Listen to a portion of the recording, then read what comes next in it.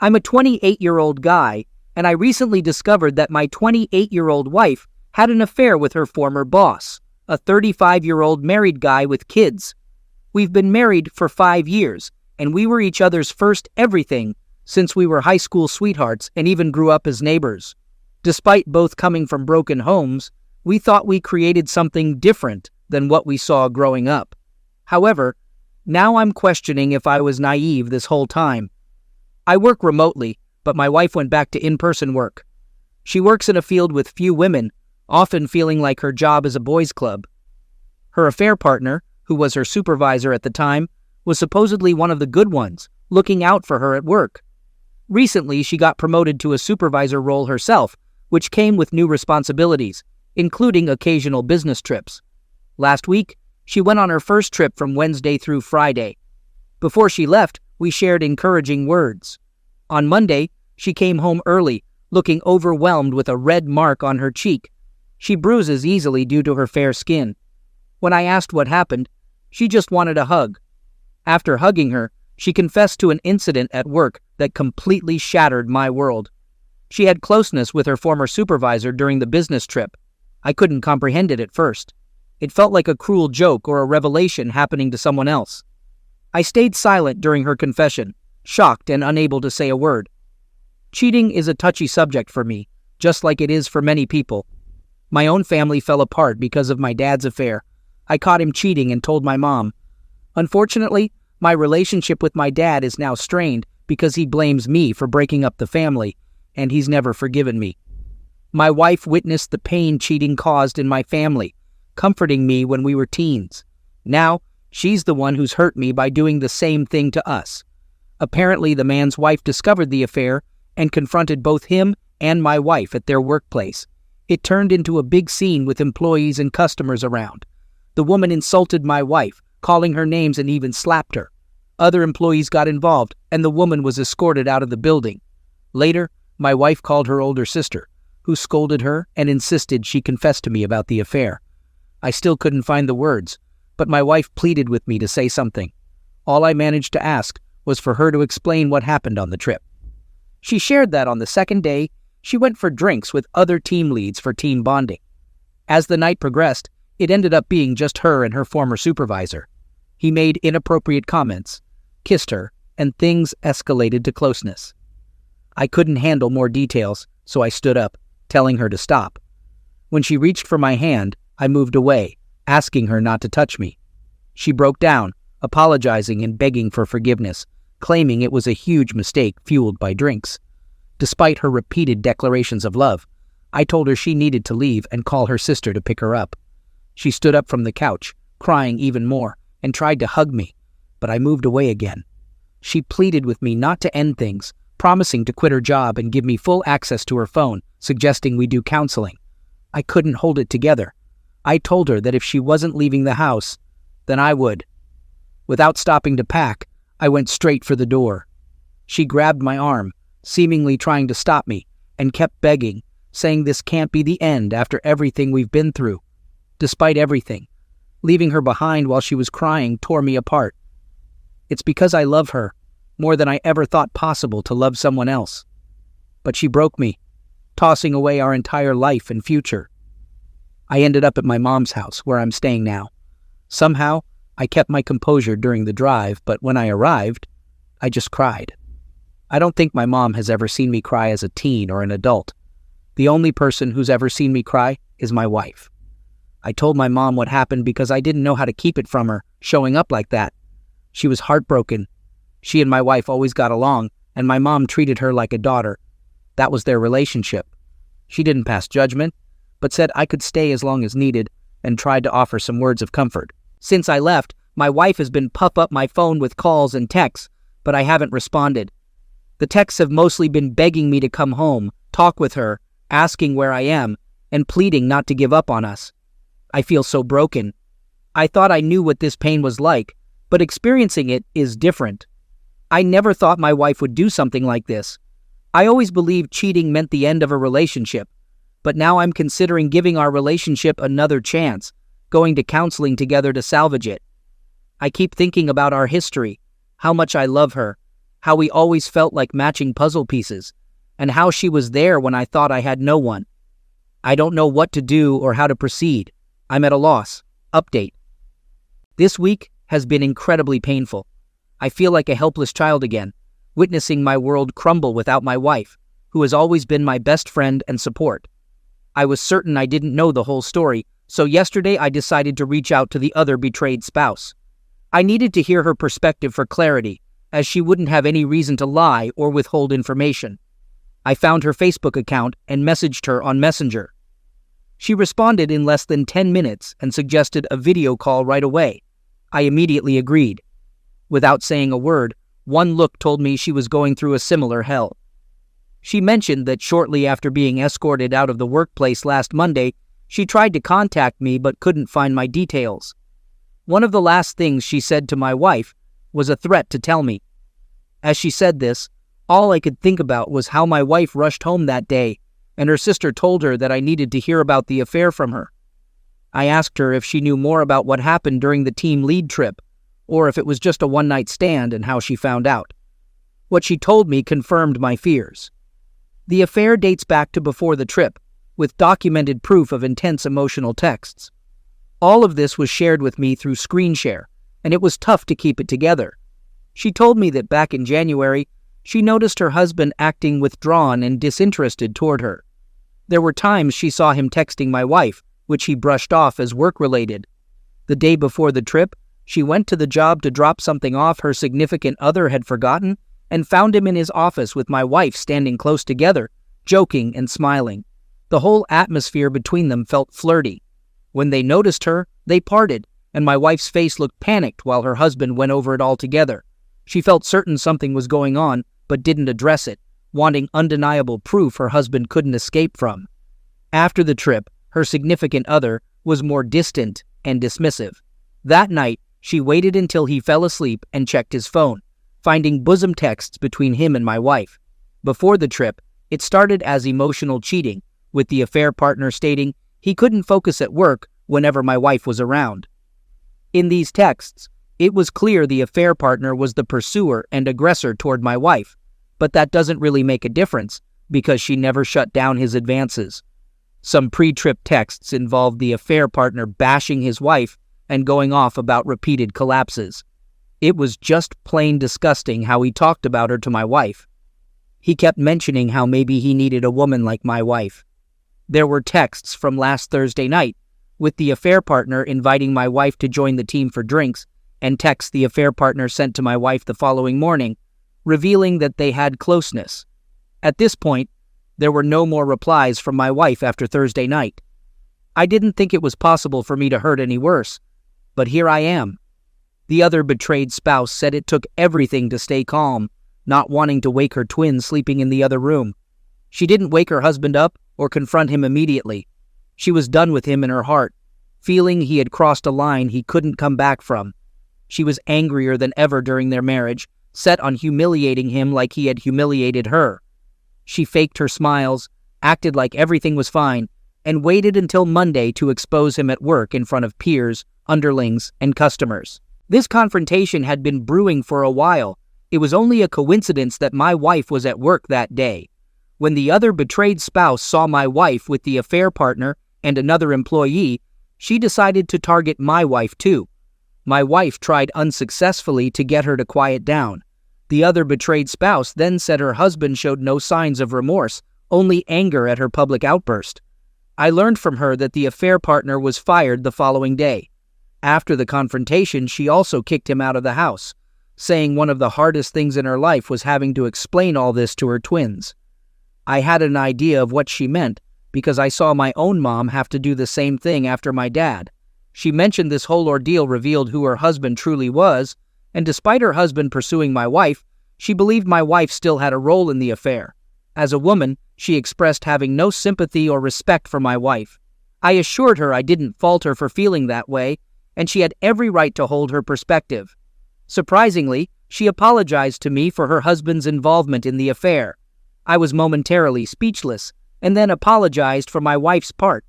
She mentioned we were now part of a club we never wanted to be in, one our significant others forced us into.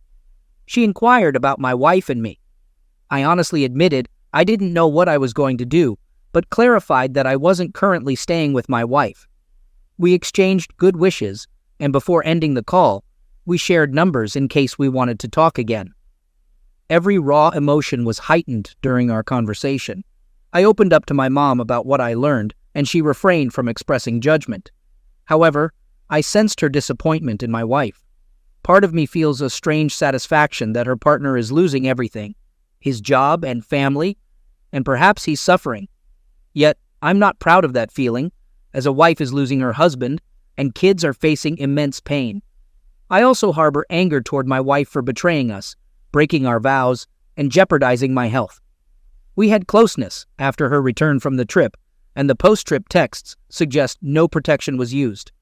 I realize I should reconnect with my wife regarding the information from other betrayed spouses and demand a timeline.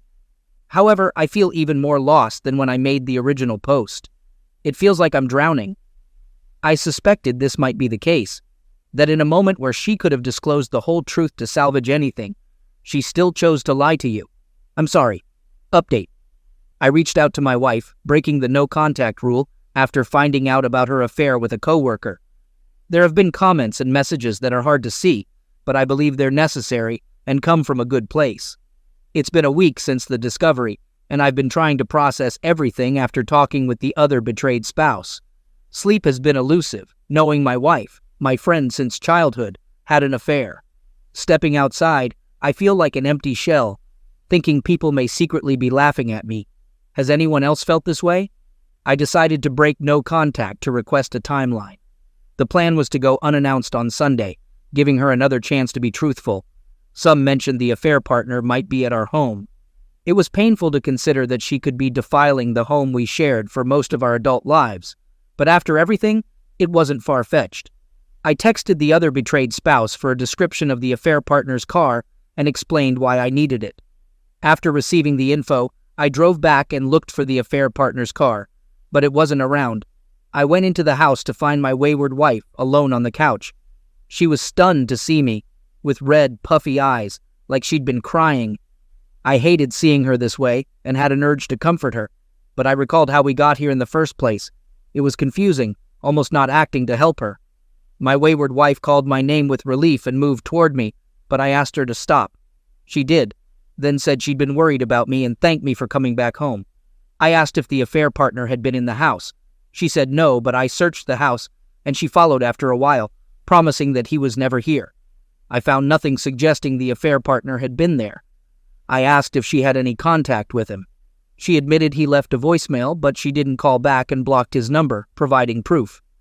We sat at the dining room table to talk, and at this point, I tried not to get lost in emotion. I told her I would like her to answer my questions. She agreed and said she's glad I'm here, and we're talking again. I asked if she had quit, and she hadn't yet. But on the same day, the affair partner was fired. She was suspended for a week pending an investigation, and tomorrow she'll learn the outcome. She said the affair partner's firing was the sole reason she hadn't quit as she offered. I asked her to tell me about the affair. She said she already did, but I told her we both know there's more to the story, and now I'm giving her another chance to be honest. If I discover any lies, there would be no going back. She was quiet for a few moments, and then she nodded, revealing the extent of the affair, matching what the other betrayed spouse showed. She showed me the affair started emotionally, with some flirting at work, but she insisted they only had closeness once. While not going into every single detail the other betrayed spouse showed, she revealed the emotional affair. She didn't say anything I didn't already know, but it was like a fresh wound opened up. After hearing her confirm it, I was left in silence again, like how I was on D-Day. She asked me to please tell her what I was thinking. I asked her why she would do this, knowing my family's history. Was she unhappy in any way? She broke down crying, saying she has never been unhappy with me or our marriage, that she loves me, and our relationship is the most important thing to her. I said her actions speak louder. She said she doesn't know why she got involved in the affair, but never wanted to hurt me, and it damaging her that by the time they had closeness, she made so many mistakes and realized she was in too deep and didn't know how to pull herself out, especially when the affair partner had championed for her at work.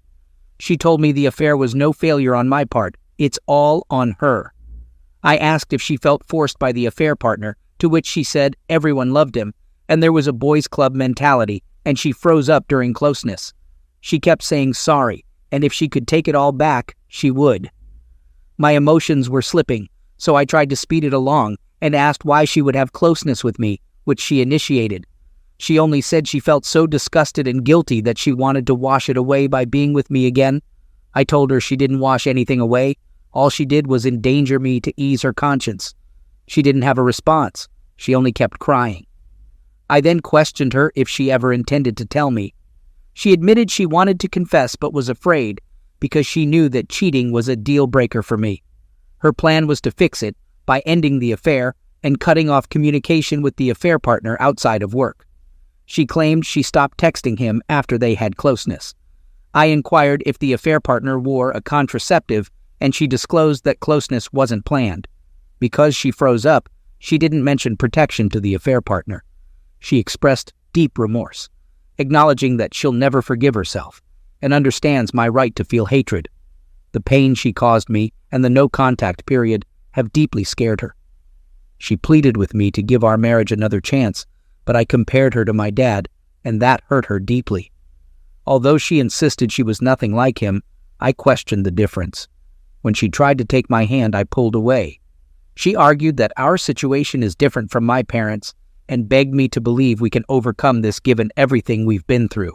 I couldn't bring myself to say that. I then requested a timeline, which seemed to terrify her, but I insisted, and she agreed. I emphasized the need for both of us to get tested, and she agreed without hesitation. Struggling to keep my emotions in check, I packed a bag and some essentials.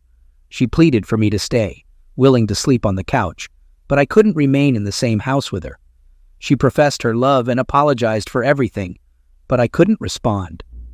When she asked where I was staying, I admitted it was with my mom. She wanted me to convey a message to my mom, but I declined, stating I couldn't be the go-between. I sensed her concern about her relationship with my mom, as she had treated her like a daughter. Despite her request for a hug, I refused and left. Now I'm assessing my options. While she revealed more truth, the reality remains unchanged. I'm uncertain about her claim that she froze up. I'm also hesitant to share the affair with others due to embarrassment.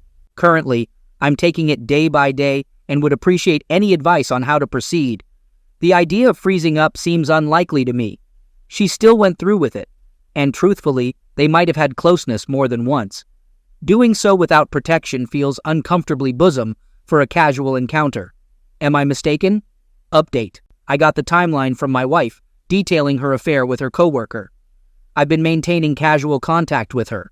She texted about heading to a post-suspension meeting, and an hour later, she informed me of her termination. We discussed the STD test scheduled for Thursday. Last night, she FaceTimed me, and although I was hesitant to answer, she still looked the same as on Sunday. She mentioned finishing the timeline, and I told her I'd come over tomorrow. She expressed that writing the timeline was one of the hardest things she had done, second only to our current separation. She was trying not to cry, and although I would normally comfort her, I couldn't. My mom offered to accompany us for support. She wouldn't enter the house, just wait in the car, likely concerned about my drive back. I accepted her offer and drove us. My wife was waiting for me inside with a 2-page document, visibly anxious. I sat by her on the couch. It felt like D-Day all over again. I wanted her to read the timeline, and although she was taken aback, fear was evident on her face. We were usually so attuned, and her fear heightened my dread.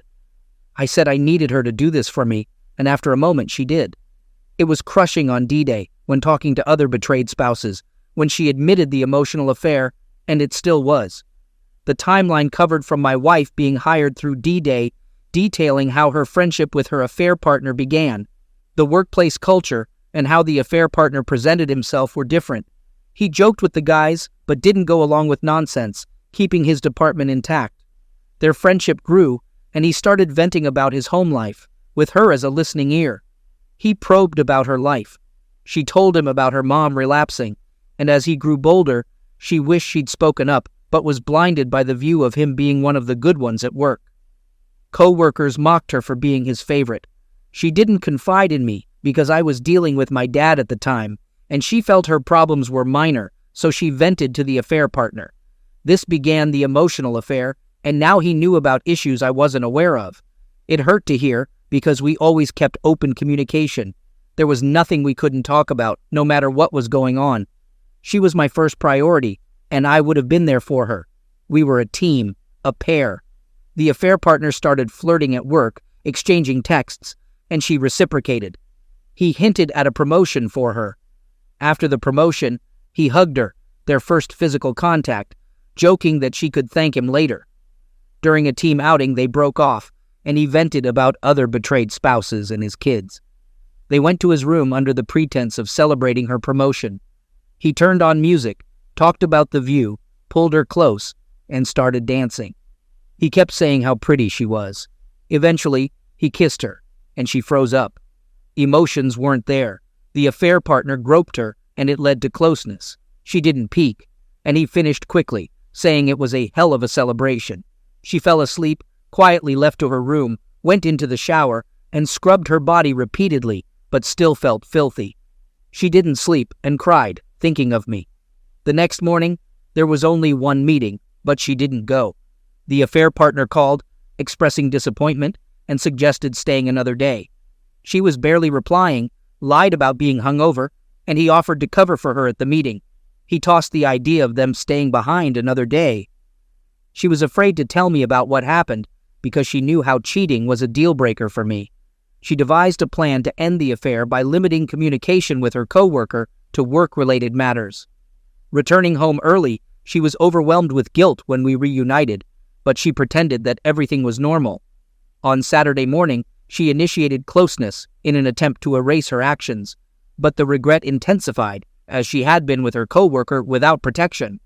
On Monday, her coworker pulled her aside, and she suggested leaving the past behind as a mistake, but he resisted until another employee intervened. After the confrontation, she called her sister in a state of panic. My sister-in-law found out the same day I did. While there's more to the timeline, I condensed it as I read. She cried and took brief breaks to catch her breath. I wasn't holding up well either. Despite her repeated apologies and attempts to touch my hand, I withdrew from her. Needing to leave, I requested the timeline and departed. Inside my car, I broke down, and my mom, without saying a word, embraced me. I sat there crying in her arms like a little kid again. In no condition to drive, my mom drove us back. My wayward wife kept calling and texting, bombarding my mom's phone, but I assured my mom that I would handle it. When I eventually called back, she asked if I was okay, and I questioned why in the world I would be okay. She admitted I was right and apologized, acknowledging she was no better than my dad. She saw the timeline as a confrontation with herself, gaining clarity. She professed her love for me, emphasizing our journey from friends to best friends, and cherishing every moment with me. She regretted her choices at work, acknowledging they were minor compared to the pain I and other betrayed spouses experienced. She hated herself for potentially losing me and asked if I could find it within me to reconcile. She promised to spend forever showing me what our relationship means to her and to put in the work to make things right again. I couldn't respond, my right hand shaking. I only stated that I needed some space. Do I regret hearing the timeline? Not really, because I needed to know. Sometimes decision-making is challenging for me, and I might scrutinize it, but once made, I strive to stick to it. That's always been my way. I have always loved my wayward wife. We have been through a lot together, and I don't want to lose our relationship. However, I still feel broken when I think about what has happened. Individual counseling seems beneficial, as I did it for a year after my dad's affair. I also plan to pursue a polygraph and insist on a pregnancy test. Any thoughts or advice on this situation would be appreciated. Update: I found out more details after my wife shared the timeline of her affair with her coworker. Since she read her timeline, there hasn't been a peaceful moment. It hasn't been weighing heavily on me, and I still haven't slept well. I've been reading the timeline at least once every day, and with each reread, I go through a range of emotions: sadness, hurt, anger, and embarrassment. Sometimes I can't even express my feelings in words. I don't believe she was lying or altering the details. Everything aligns with what another betrayed spouse showed me. I think the timeline had a significant impact on her. While the affair is what it is, I do believe the affair partner targeted her. I'm upset that I was unaware and couldn't protect her. When we were 17, there was a troubling incident with her mom, and she sought comfort at my house. I promised to always protect her. I feel like I failed with the affair partner, not seeing his motives and relying solely on her word.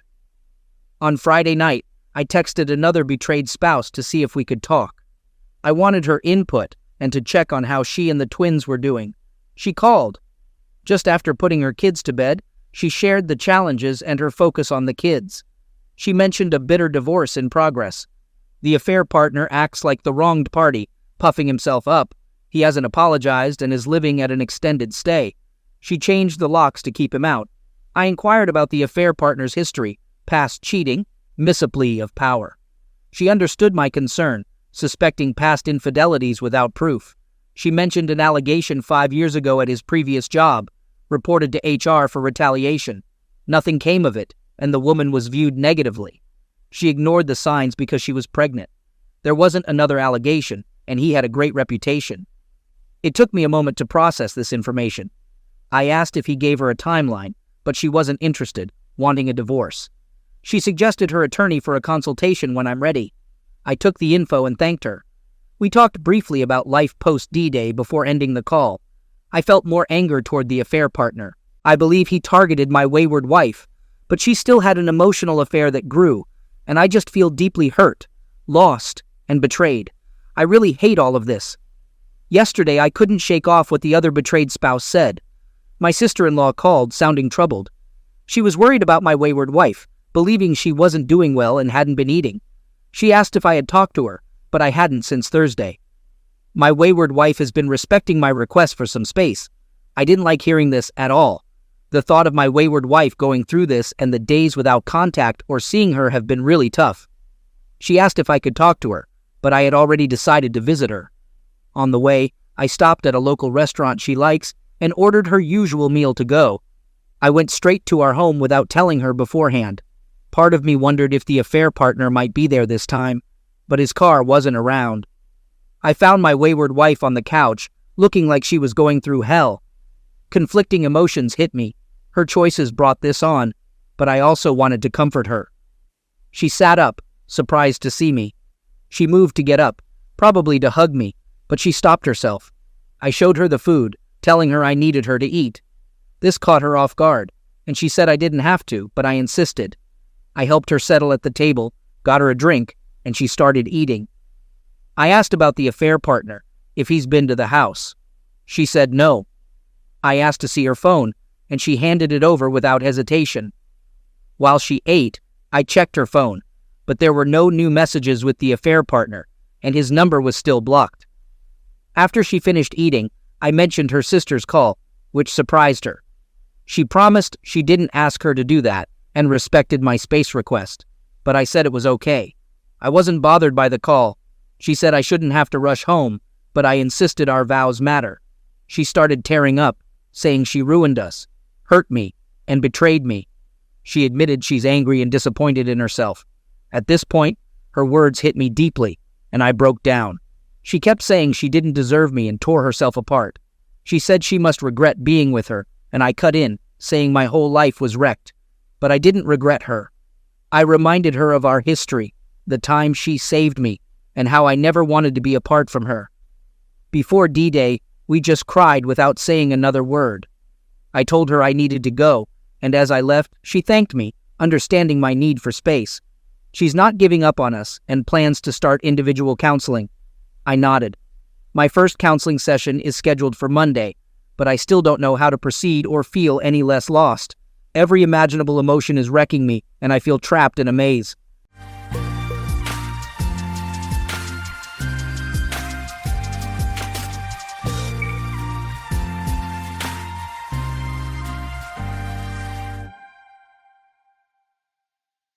Welcome to Lost Relation Chronicles.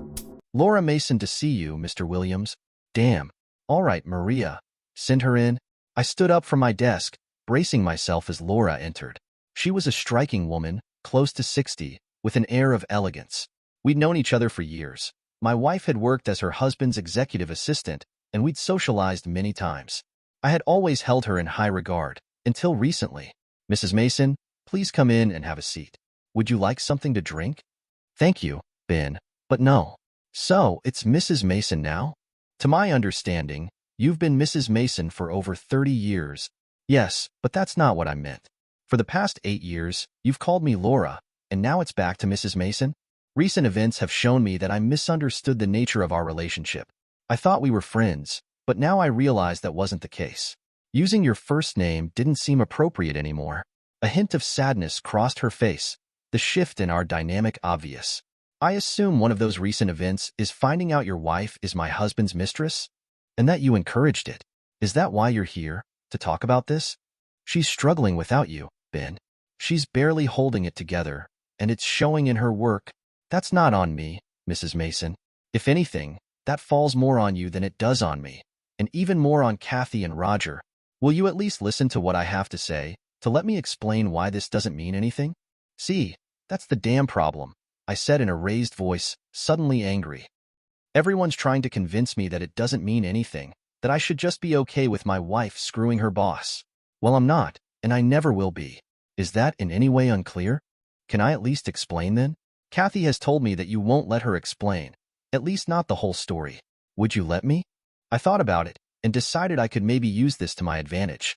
Up until my discovery that Laura Mason had not only been okay with her husband sleeping with my wife, but had been encouraging it and helping to hide it from me, I had thought she was a person of integrity, and hoped that except for that one glaring exception she would continue to be. I'll listen to you on one condition. If it's within my power to do it, then I will. When you've told the whole story, when I've listened to all of your justifications, then you'll go to Kathy and do your best to convince her that there's no way back and get her to sign the damn divorce papers. I can't promise to convince her of that. No, but you can try. So far it's been 3 against 1. Between you two telling her I'm just angry and overreacting and her lawyer, which I have no doubt you and Roger are paying for, throwing up every conceivable roadblock he can. I can't even get on with my life. I'm sorry, Ben, but we wanted to help. You're right. We felt responsible for upsetting your marriage, and we wanted to help her. She's like a daughter to us, which is just another reason why your husband shouldn't be screwing her, but also why she might actually listen to you. Her parents are gone, and she's told me before how you were like a mother to her. If you were to tell her what you guys did was wrong instead of joining her and trying to justify it, then maybe she'll get it through her head. She was clearly struggling with this one. She wanted the opportunity to plead her. There, Kathy's case, but she didn't want to be seen as turning her back on Kathy. Finally, I think she realized there was no way forward but this one. All right, Ben, but like I said, no promises, none expected. Let me first be clear that I love my husband, and everything I did was for him. It wasn't easy to make the decision to allow him to be with other women, but I did it for him. About 7 years ago, I lost interest in sex. Completely. I did my best to take care of his needs, but it did nothing for me. We stumbled along like that for about 2 years when, to make matters worse, it started being uncomfortable and then painful. I saw my doctor and even got a second opinion, but the result was simply that my body had changed due to menopause and just aging to the point that sex was decidedly unpleasant, and I didn't want to do it anymore. I can imagine that was difficult. It was extremely difficult. Sex was something I really enjoyed, and you can't imagine how much it affects you when you lose it. And it was worse that Roger's libido hadn't cooled. But when he realized how bad it was for me, he insisted we stop. He didn't want me to go through that. Not that I had ever really doubted it, but I knew then that he loved me as much as I loved him. Okay, Mrs. Mason. So as bad as this sounds, it's really just a natural part of aging and a sacrifice that a husband might make for his wife. That doesn't justify him moving on to someone else's. I can't say I disagree with you, and that was never the intention. We tried to maintain some semblance of a sex life without the penetration that I had come to hate. BJ had never really been a part of our relationship, but we gave it a try. However, it never held much appeal for me, and even less so now, as I had no sexual desire, and neither of us felt particularly comfortable with him being that intimate with me in that way. As I listened to Laura Mason, I tried to imagine how it would feel to reach the point of having no interest in sexual intimacy with the person you've loved your entire life. Before this all started, I couldn't imagine not desiring Kathy or wanting to do something, anything, to show her I loved her. BJ had been a regular part of our lovemaking, but I suppose everyone has different tastes and attitudes. She continued. Finally, I made the decision to suggest Roger take a lover. Initially, he was upset that I even suggested it and shut me down. But as time passed, he became more and more frustrated and agitated. I kept revisiting the idea, and he finally agreed that something needed to be done. At first, we tried trying traditional dating services, hoping to find someone steady, but that didn't work. We should have realized that those people were looking for permanent, long-term relationships, not the chance to be someone's mistress. So we tried a couple of those sites set up for just, what's the vernacular, hookups? But that didn't really go well either. The women seemed pretty casual, and we realized they weren't very selective, so we couldn't be sure what we'd be getting into. As a last resort, we found a website that was set up for sugar daddy type arrangements. We actually met one very nice young woman, and that worked out well for about 6 months before she met someone special and bowed out. They got married and just had a child. That's great for them, Mrs. Mason.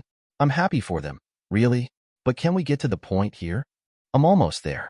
I wanted you to understand that we tried every other means we could think of to solve our problem, except Roger just accepting that the sexual part of his life was basically over, I said, more sarcastically than I intended. Actually, as I said, that was the first thing we tried, but Roger got agitated and snappy.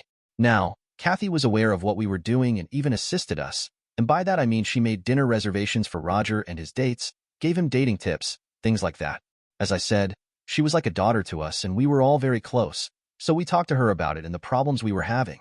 She was the one that actually suggested the sugar daddy arrangement, and we even tried it again. But the second woman we met decided that she was going to try and blackmail us by threatening to go public about what we were doing unless we paid her a huge sum of money. She was naive and dealt with, but it turned us off to that arrangement. This, I'm sorry to say, is where Kathy stepped in, or laid on her back? She ignored my pithy comment. We were brainstorming ideas, and she was the one that suggested perhaps we could find a married woman, one who was in an open marriage of some kind, or perhaps one whose husband traveled a lot and left her alone. Basically, a woman that was available for sex but wouldn't need Roger for anything else, and who wouldn't want things made public either. I imagine that proved difficult to find. It was, I'm afraid. Perhaps people who were in different social circles than us would have had more luck, but we simply couldn't find anyone. Kathy made discreet inquiries, but had no success. Roger resorted to some anonymous experiences while this was going on, but took little satisfaction from them. He was never one for going from woman to woman, even when we met. He wanted just one, and finally Kathy suggested that she be the one to fulfill that role. So it was her idea? Yes, but that was what she did, what Roger had hired her for all those years ago. She was a problem solver. Most of our efforts were driven by her ideas. Roger and I hadn't the foggiest idea what to do. She insisted that this was the only solution. She would never try to blackmail us by threatening publicity. She was in a very happy marriage, so she would never want more from Roger. And the final argument was that she and Roger loved each other. Not like you and she or he and I, but they had worked together for years and were very close. Except for her being married to a man that wouldn't be okay with it. It all sounds so perfectly logical. It was very logical. As it was, they spent a lot of time together over the normal course of business. They already traveled together for work, as you know, and she already spent a lot of time in his office. The key, we realized, was to not alter those things in any way. Any liaisons they would have to occur during the time they were normally together anyway. She couldn't suddenly start staying later or coming to work earlier. They couldn't go out to motels for a long lunch. Christ, this was meticulously planned. All with the goal of deceiving me. Deceiving everyone, Ben, but with the goal of you not finding out, yes. Kathy was aware that you were acquainted with the people she worked with. Not friends, exactly, but you knew each other, and we wanted to ensure no one would spill the proverbial beans. So they would be together in his office during the day. When they traveled, they still booked 2 rooms, but she would often spend the evening in his. Did they get their kicks doing it while she was on the phone with me? Please, Ben. I understand that you're hurt, but you're trying to make this more sordid and humiliating than it was. The truth is that she treasured that time on the phone with you. She wouldn't even let him be in the room with her when she spoke with you. It was important to her that she compartmentalize what she was doing with Roger. To her, she was helping her friends solve a problem, and that was all. To her, the true love was with you, and she wouldn't allow him to intrude on that. I'm almost touched to hear that. She loves you to distraction, Ben. She needs you. But anyway, it was working very well until apparently one of the other employees saw something that made him suspicious, and he tipped you off, as I understand it. When you showed up at the office, no one even tried to stop you when you walked into his office and caught them on the couch. I'm ashamed to say we were initially disappointed and angry at the lack of loyalty the staff showed before we realized how hypocritical that was. Indeed, a wife that's cheating on her husband and a boss and his wife encouraging her to do so being upset over a lack of loyalty. That is ironic. It wasn't long before we realized that. And you basically know the story since then. You refused to speak with her and tossed her out of the house. It was mine when we met, so I sure as hell wasn't leaving. You wouldn't give her a chance to explain. She came home to you packing her things, and you wouldn't listen? Or so she said. You just quietly packed her stuff and set the suitcases outside. Apparently you said 5 words the entire time. You'll hear from my attorney. That's pretty accurate. She didn't understand. As far as you knew, this could have been the first time, and she couldn't understand why you wouldn't listen. Of course, she didn't realize all of the planning and investigation you had done leading up to that day. You spoke to employees of the hotels and found out that her room was rarely used. You spoke to employees of the companies they met with on the road and found out they almost always extended their trips by an extra day so they could be together without feeling rushed. She didn't know you knew almost everything before finally walking in on them that day. I had to know how deep the lies went, but even then it was all circumstantial evidence until I actually saw them together. That's why I hadn't kicked her out before then. Ben, she loves you so much. Isn't there some way to rebuild things? Mrs. Mason, where has Kathy been staying? Staying? Yes, where has she been living since I kicked her the hell out of my house? Where has she been staying? Well, she's been staying with us, right? And are they still screwing? Ben, don't lie to me, please. You should know by now that I probably know more than you think I do. It means nothing. It's a biological function, Ben. They both have strong libidos and rely on sexual release to deal with stress, and this situation has been very stressful. Exactly. So she never once said she was sorry she did it. She was only sorry that I found out. Only sorry that I was hurt. She simply tried to justify what she did and explain how it didn't mean anything and didn't really hurt us. She wasn't spending any more time at work or with Roger than she always had. She was only spending that time differently, and if I could just understand that everything would be fine, but that's the truth. She never offered to stop doing it or quit her job. Her entire effort was geared toward getting me to accept that it meant nothing and to accept it like it was part of her job. And now she's living with the guy she's screwing and his wife, and hasn't bothered to stop the behavior that led to me filing for divorce, even as she tries to convince me to stop the divorce.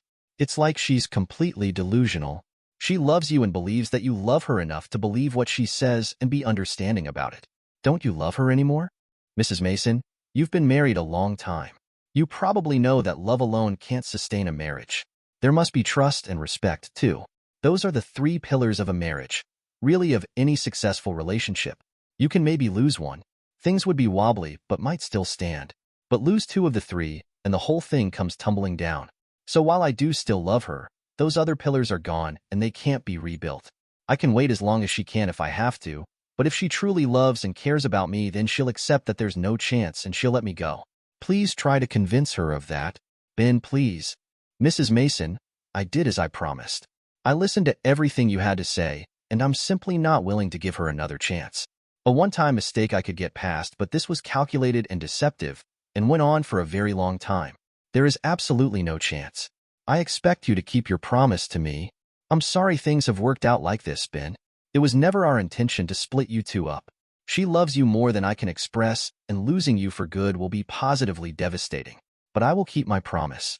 I suppose it's the very least I can do. She stood up and I did the same. I escorted her to the front door of the building. I think she had hoped for a hug of some kind, but had to settle for a handshake. Thank you for listening, Ben.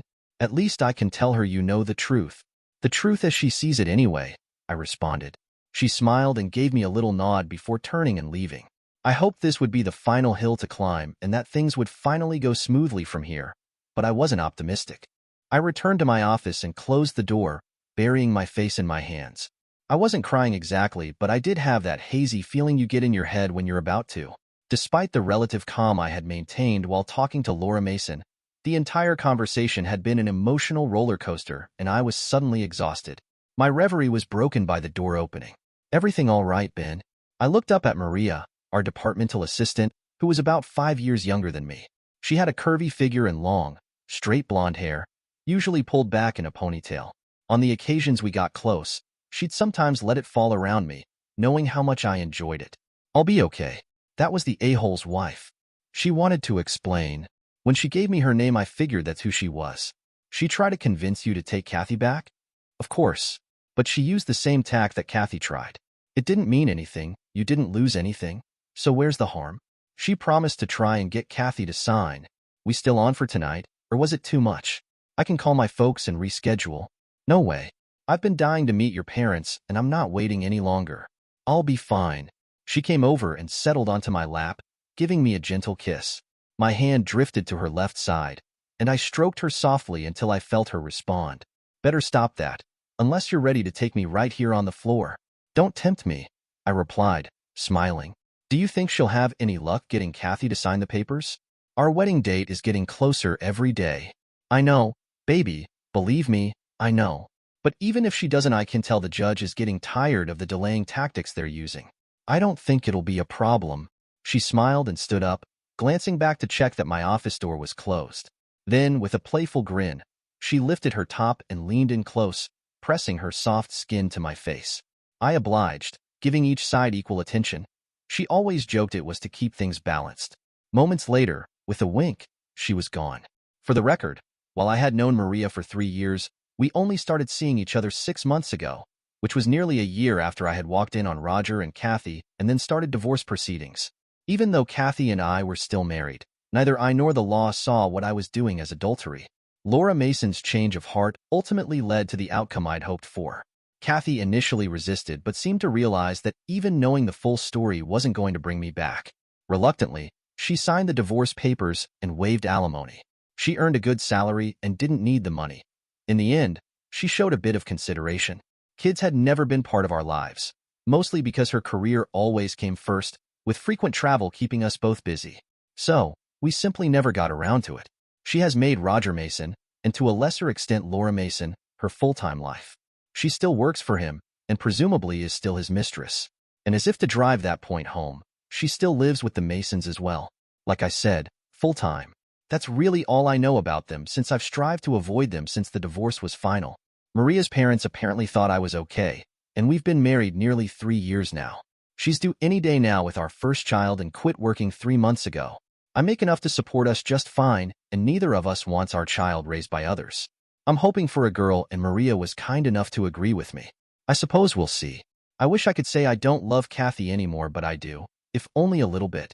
It's nothing compared to how much I love Maria, though, and we're completely happy and totally devoted to each other.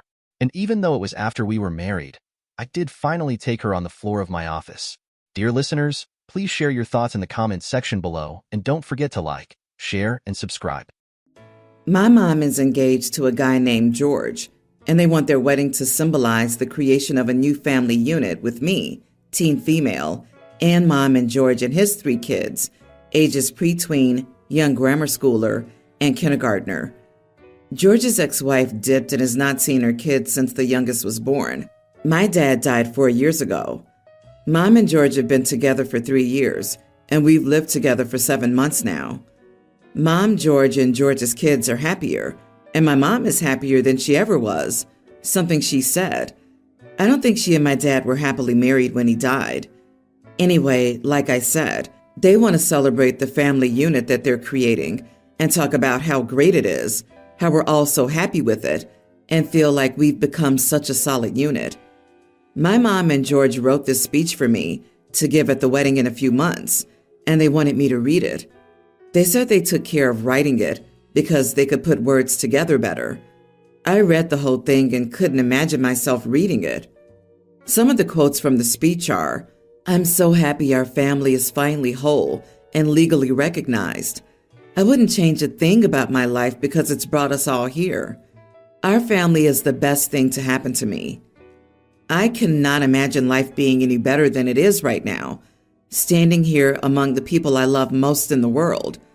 This is the start of the best chapter of our lives. I'm so excited to welcome my new dad and new siblings into the last name, family." Those are just the ones I kept note of. But generally, the tone of the speech is not how I feel. I would change all of this in a heartbeat for my dad back. This will never be my best chapter when he's not here, and I don't love George or his kids. I don't have strong feelings either way, But I'm also sad. The wedding and enthusiasm remind me that I no longer have my dad to confide in. My mom is happy and I'm glad about that. I would give a speech about that, but I know the second I say that, my mom would want us in family therapy. And I don't want to go with them. I don't like to hear that embracing and being happy about a new dad and siblings after 15 years of being an only child is okay. Instead, I told Mom I wasn't comfortable giving the speech that they wrote and that I wouldn't do it. She told me the speech was perfect and was a beautiful tribute to what was happening. She also told me how much it would mean to George's kids. I told her I still didn't feel comfortable and to forget about me saying anything. My mom was upset and mad. George was asking why I'd refused to do something that would make everyone so happy. They told me I was acting like an elementary school kid instead of a teenager who was a young adult. They also had George's oldest tell me how excited she and her brothers are to hear my speech, and she told me she's excited to be my sister. Am I the idiot? Also, the speech is 3 pages long. Not the idiot. I'd say, here are some words that my mom and George insisted I read, and this is not how I feel. Then give the speech in the most monotone voice possible. Let them think they won and make them regret it. Ah, yes, malicious compliance. Do it. They're trying to present a vision of what they want the world to see, not reality. The fact that they didn't write the speech with you or trust you to write it yourself shows you that they know how you feel. Stick to your guns no matter what they throw at you. No, OP's just a mid-teen and has to live with these people. Don't encourage her to be a petulant teen. It will only hurt her. Malicious compliance will not serve the OP in the long run. All it'll do is make her come across as a defensive, petulant child, which is the opposite of what she needs, and drive a wedge between the OP and her last surviving parent. I'm not saying comply either. She can stand her ground without being a jerk, which involves calmly but firmly communicating, not yelling or stomping or raging.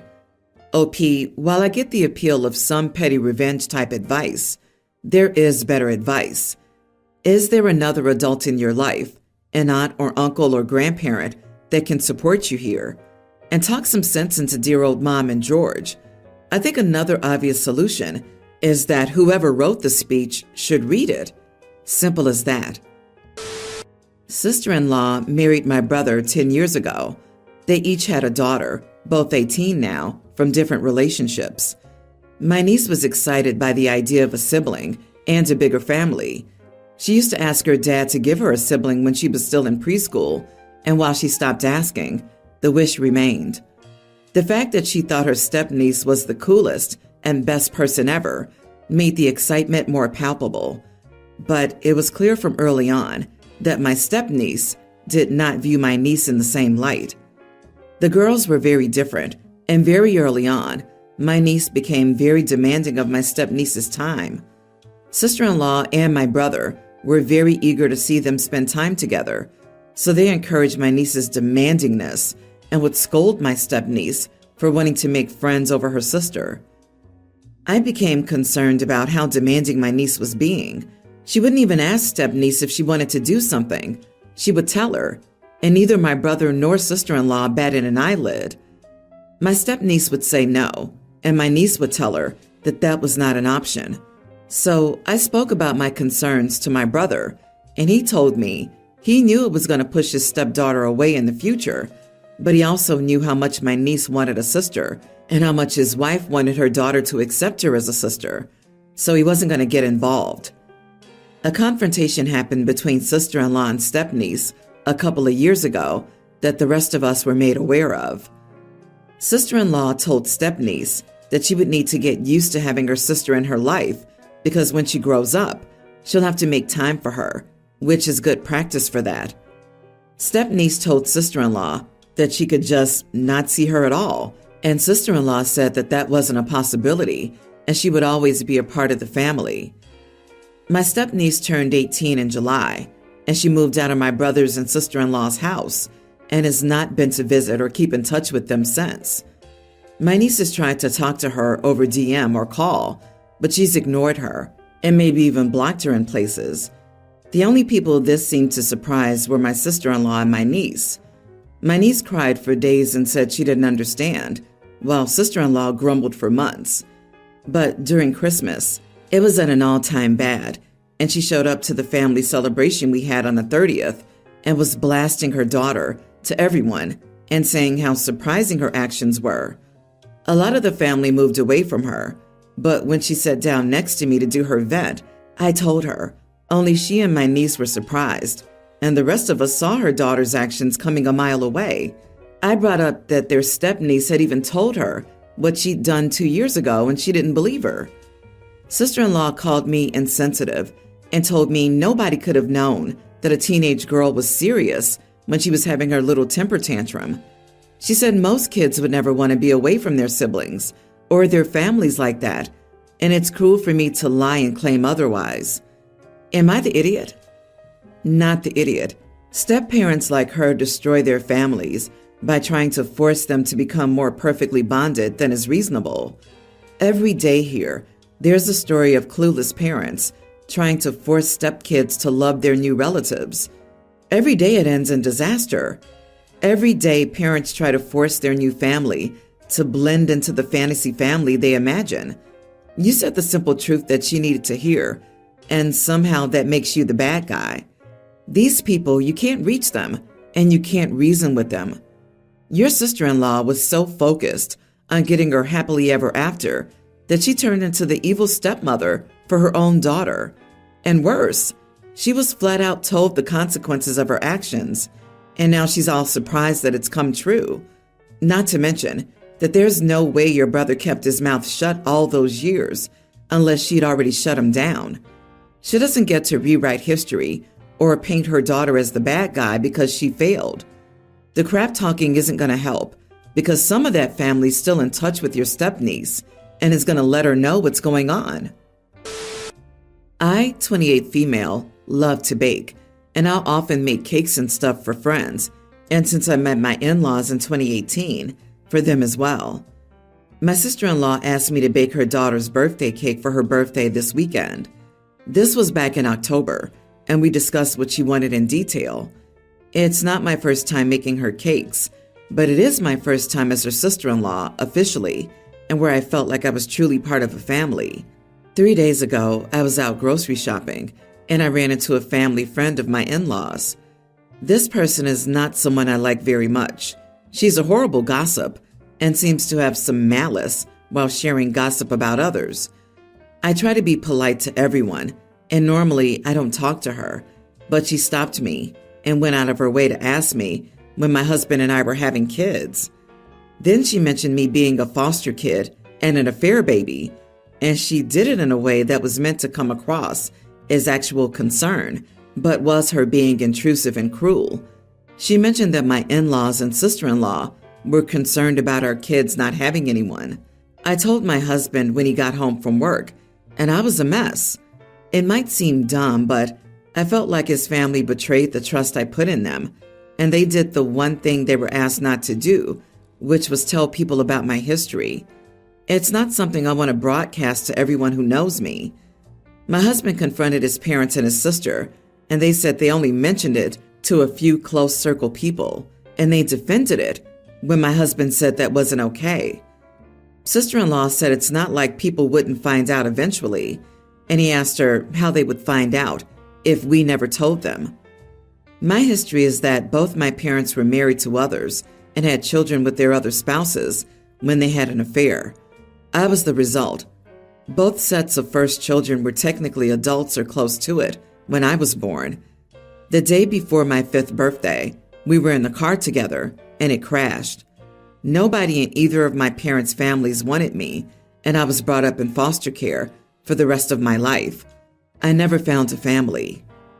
After hearing sister-in-law say what she did and realizing how unapologetic they were and hearing how little they cared about what they did to me, I asked if I could speak to sister-in-law for a second and told her not to expect a cake from me after going against what I wanted and having such little care for the harm it caused.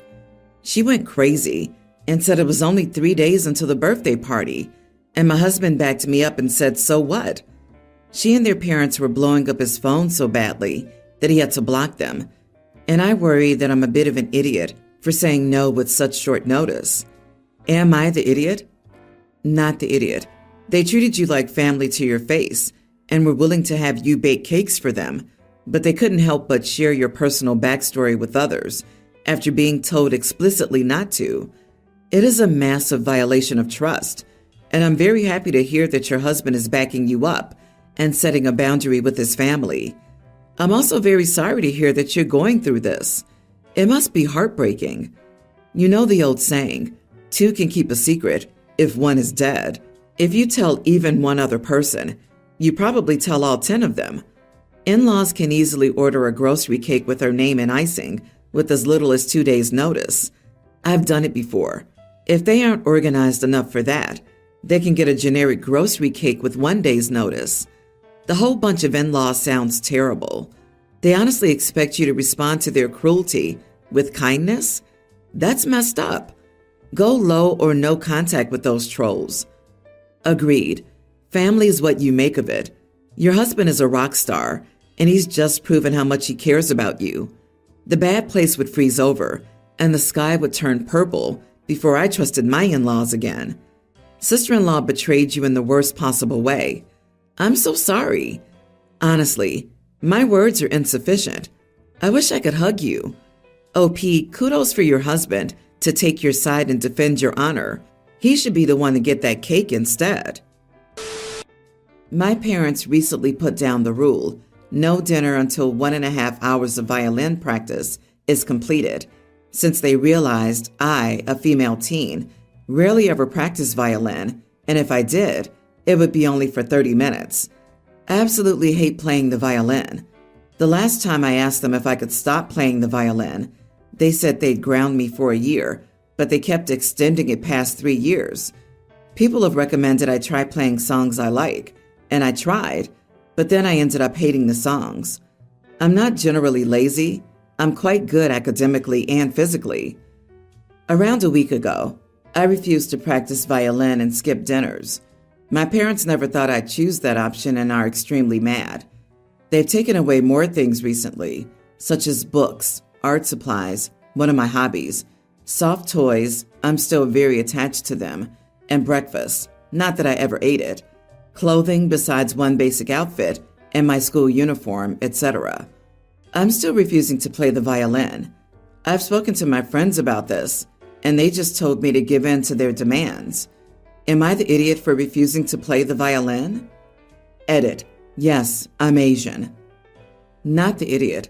Taking away meals as a form of punishment for wanting to quit an extracurricular activity you're no longer interested in is dangerous parenting. OP, call CPS and tell them your parents are withholding meals. Also, talk to an adult at school and explain the situation to them. I think OP is afraid of the repercussions of telling someone.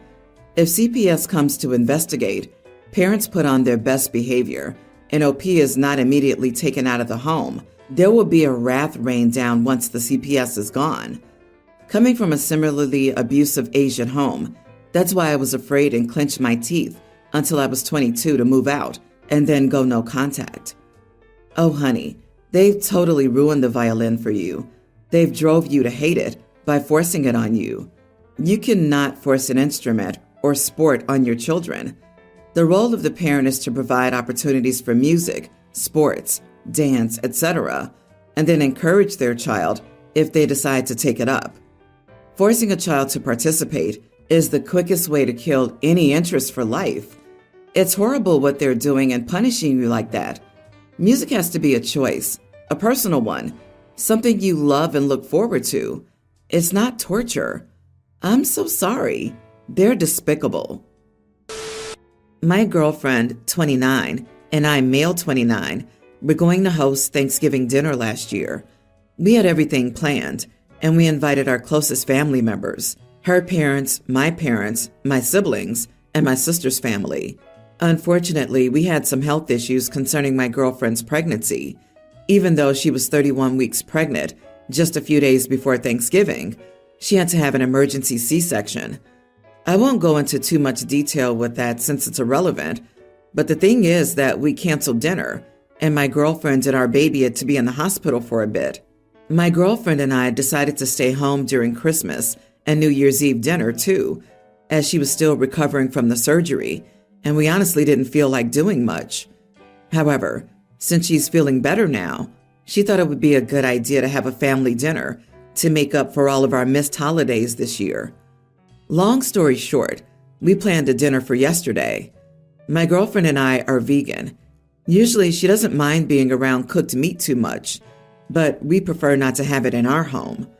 My sister, 35, is married and has 2 kids, both boys under 10. My girlfriend and I cooked for everyone, and when our families came, my sister's husband asked where the real food was after we told him what we cooked, all vegan dishes. My girlfriend is still a little oversensitive, so I took my family aside and kindly asked them not to make harsh comments like that. They said they'd be careful, and my sister's husband apologized. However, as I finished cooking some of our food, someone rang the bell. My sister said, "Oh, it must be a delivery for the kids." And yeah, it was. She had ordered fried chicken for her kids, since they surely wouldn't like what my girlfriend and I cooked. That caused a big argument between me and my sister, since she didn't tell me she was ordering chicken, which I wouldn't have allowed.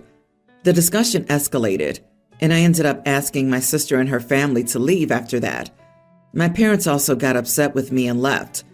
We ended up having dinner just with my in-laws and my brother. I feel like I did something wrong because now my parents or sister don't want to talk to me unless I apologize for being extreme. But I was only trying to keep my girlfriend comfortable and happy in her house. She had ordered fried chicken for her kids, since they surely won't like what my girlfriend and I cooked. They hadn't even tried.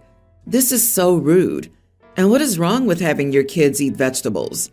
If they were so sure their kids wouldn't like the food, they should have hired a babysitter, informed their host of their absence, and left them at home. You are not the idiot. Agreed. How dare you just offer them vegan burgers and fries? Well, fries are not meat.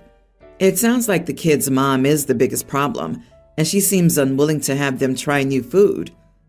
You are the idiot. Most of this could have been avoided by prefacing that you'd only serve vegan dishes beforehand.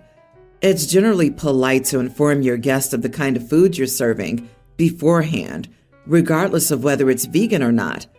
Sure, your guest ordering takeout to your door is also kind of an idiot move, but the average under 10 basically runs on chicken. Everyone's reaction was a bit much. Kicking them out instead of having an adult conversation makes you a bigger idiot.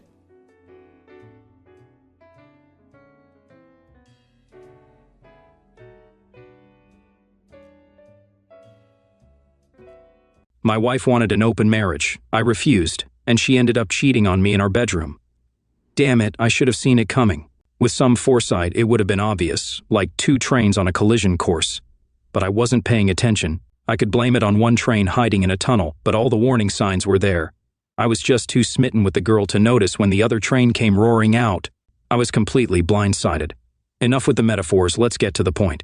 Throughout school, they were always there, but you didn't really notice them as 2 separate people. They were Mercedes Koff and Portia Rowan, known as the twins. They dressed, spoke, and styled their hair the same. They might as well have been joined at the hip, though they weren't related. They weren't standoffish. In their teens, they dated boys, but only double dated. If a guy liked one, he had to find a date for the other. I liked both, but never bothered with the double date game. It was too much hassle, and the girls were picky. The issue never arose for me because, at 16, my dad got me an apprenticeship with my Uncle Harry in London. Get an apprenticeship and you'll have a job for life, my dad said. So, I moved in with Uncle Harry and Auntie Mavis in the suburbs. Most of our work was there too, and I had one day and evening a week at technical college. Uncle Harry worked me hard, even on weekends, to make up for college days. My trips home dwindled from monthly to barely 3 times a year. By the end of my apprenticeship, home felt like a stranger's place. I'd saved enough money to rent a flat back in my hometown. Work was easy to find with my papers, and the pay was good. I started on a site with 50 new houses and then moved to a smaller job on a barn conversion. One day, while discussing plans over tea, I mentioned a large blank wall on the building. The boss handed me the artist's drawing and said, "Show me." I sketched the changes I thought would be improvements. Later, I was called to the site office where the boss, the owner, and the architect were. After some heated exchanges, my changes were added to the plan. On the day we handed over the house, the architect told me, "You should be an architect or designer. You have an eye for design." A few weeks later, I signed up for a part-time college course in architecture. I continued working on building sites to support my studies. One day, in the college library, I noticed a familiar-looking young woman. She smiled at me briefly before returning to her book. I stared at her, trying to place her face. She caught me staring, got up, and walked over to me. She rotated my book and said, "You'll find it easier to read if it's the right way up, Roger." I looked up, surprised. "Mercedes, you've changed a lot. Is that a compliment?" "Of course, but where's Tish?" I asked. "She's in the States doing an internship." We were supposed to be there together, but my placement fell through. I decided to brush up on my Spanish here. We talked until the librarian shushed us, then moved to the refectory. By the time she had to go to class, we had made plans for the evening.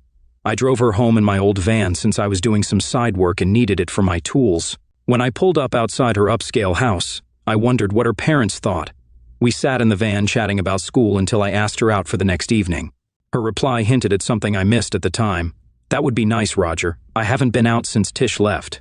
I arrived at her house at 7:30 that Friday. Her father opened the door, giving me a once-over like I was unwelcome. He looked at my van with obvious disdain. Inside, I met her mother and younger sister Estelle, who I remembered from school. They were pleasant, but her father clearly didn't like me. Typical protective father behavior, if you ask me. When Dee entered the room, my jaw dropped. I'd known her since she was a kid, and while I'd noticed her pleasant face and nice figure the day before, I was unprepared for the stunning woman who walked in that evening. It was like poetry in motion. I was speechless. That evening, we went to a local pub with live music and a dance floor. Although we danced a few times, we spent most of the night talking. I can't remember what we discussed, but we always seemed to agree on almost everything, except for Portia. I had no interest in her, but pretended to for Dee's sake, as she clearly missed her lifelong companion. Our first date led to a second and third, and by the end of the month, Mercedes and I were inseparable. When not at college or working, we were together. Dee would wait by my van after evening classes and meet me for lunch. I was smitten with her, and she seemed to feel the same. Dee joined me in bed after 3 months together. She couldn't use the pill, so we used other protection, which sometimes spoiled the mood. Despite this, we found other ways to satisfy each other. Dee corresponded with Tish regularly, but I didn't realize how it affected our relationship. Dee's physical preferences changed over time. Initially, she wanted nothing to do with mouth loving, but by February she was eager to try it and soon became enthusiastic. We started talking seriously about getting engaged and married. I bought her a ring in late July, and we planned to marry after her finals the following summer. Dee's mother was thrilled, but her father thought she could do better than a builder. Estelle, Dee's sister, bluntly suggested I should marry her instead. In early August, Portia returned from the States with her American boyfriend, George Greenlake.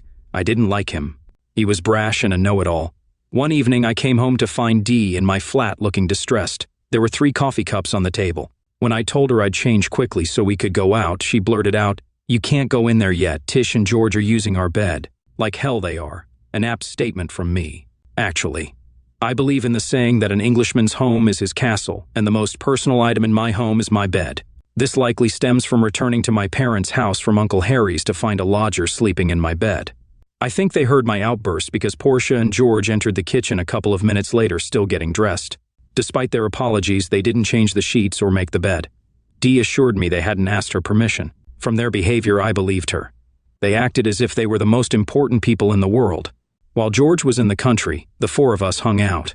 Portia borrowed her father's car most of the time, as my van only had 3 seats in the front.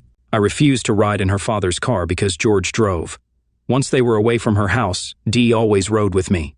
One evening, I watched with sick amusement as George drove out of a pub car park straight into a bus. I honked my horn, which helped the bus driver stop before too much damage was done. George had driven on the wrong side of the road, a common mistake for foreigners. George wasn't insured to drive and didn't have an international license, though the police accepted his American one after Portia's father arrived. I took Dee home. George flew back home the next weekend. September arrived quickly. My old van became crucial for moving Tish and Dee's gear to their flat at university. Suddenly, Portia was happy to travel in my van. Once her stuff was loaded, after her father discovered his new Saab had been wrecked, he didn't volunteer to drive her. Soon the girls were gone. I missed Dee, though not Tish. Despite dating Dee for a while, I'd only been invited to her house for a meal once, mainly to ask her father for her hand in marriage. The week after the girls left, Dee's mother invited me to Sunday lunch. I got along well with Dee's mother and sister, who still followed me like a puppy. Dee's father even started calling me son and invited me to golf, a sport I'd have to take up after marrying Dee to keep the in-laws happy. I suspected an ulterior motive in these invitations. When Dee came home monthly to visit, we spent a lot of time at her parents' house. I was now a regular and welcome visitor.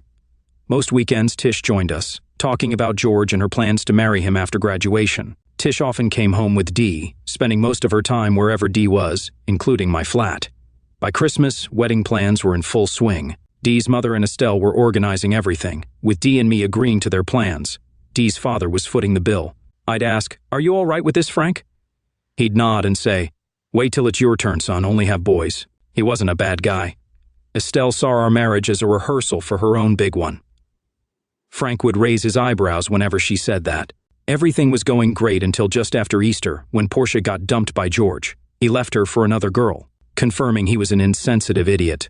Portia wasn't my favorite person, but I saw that letter, and it was brutal. A few weeks later, Dee suggested postponing our wedding because Tish was upset. The girls graduated and moved back home, and both quickly found jobs at local banks. I continued juggling college and work, often working alone or with a few employees. Initially, I saw Dee almost daily, but she started going out with Tish more often. Eventually, 3 nights a week, Dee stopped meeting me after my night classes.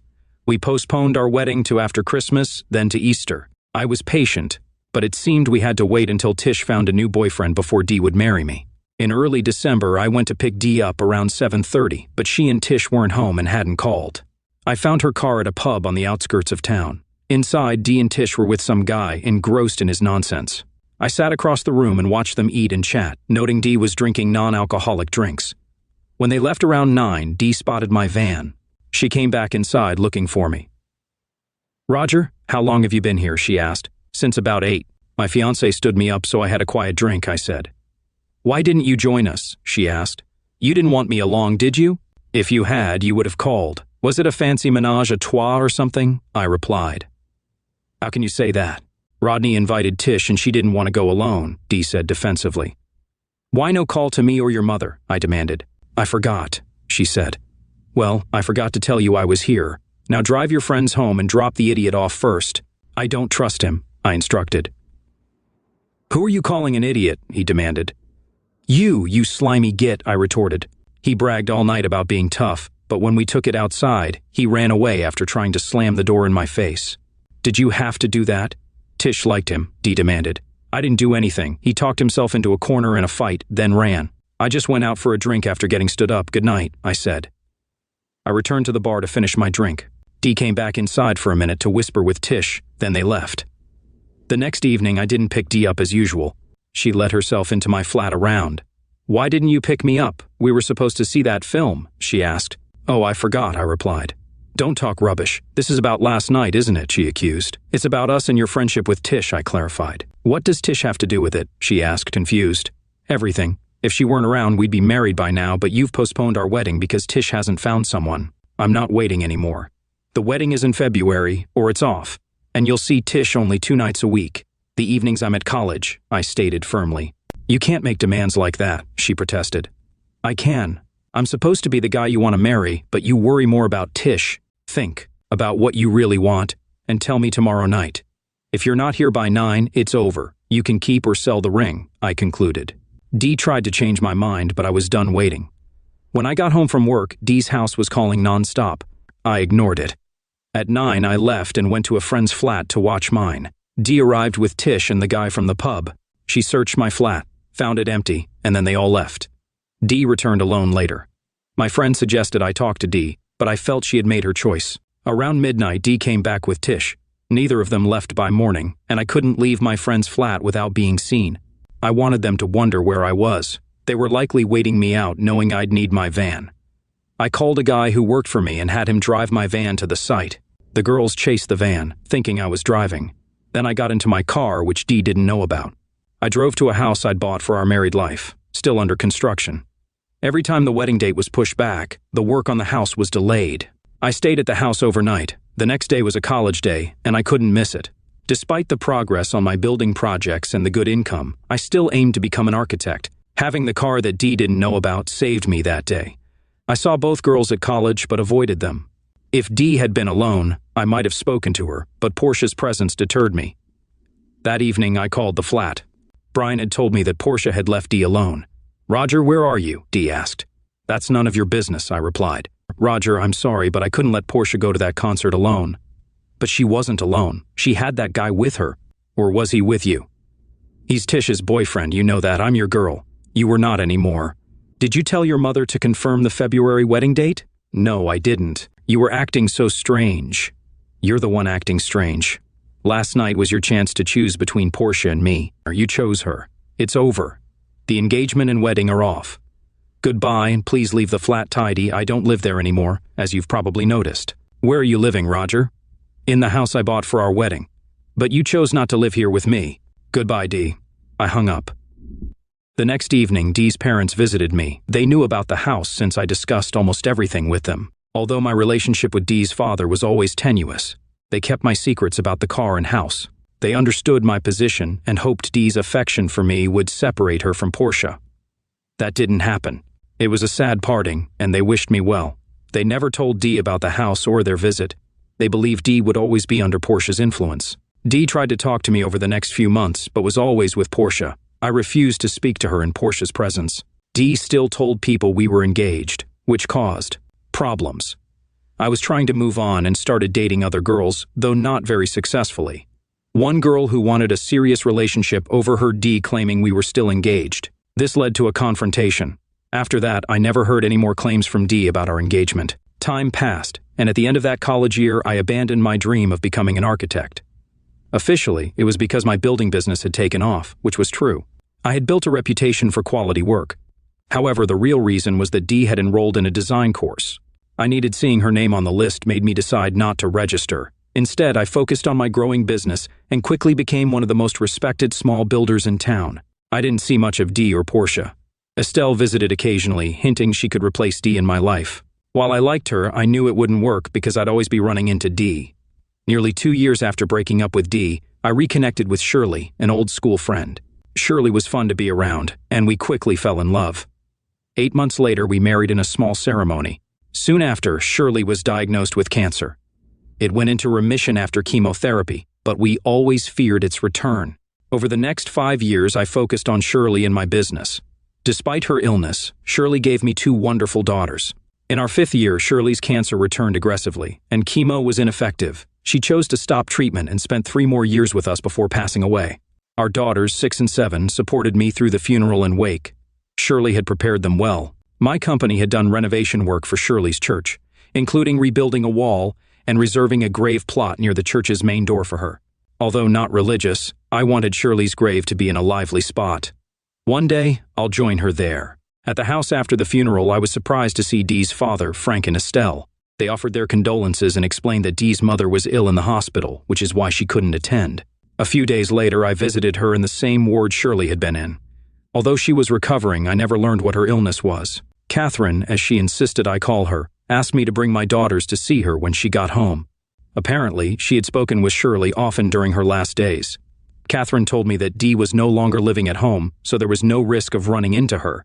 3 weeks later, I took my daughters to meet Catherine and Frank, who became like grandparents to them. Estelle frequently visited, and my neighbors thought we were involved until her boyfriend Russell started coming over too. He was eager to marry Estelle, but she kept him waiting, similar to how Dee had treated me.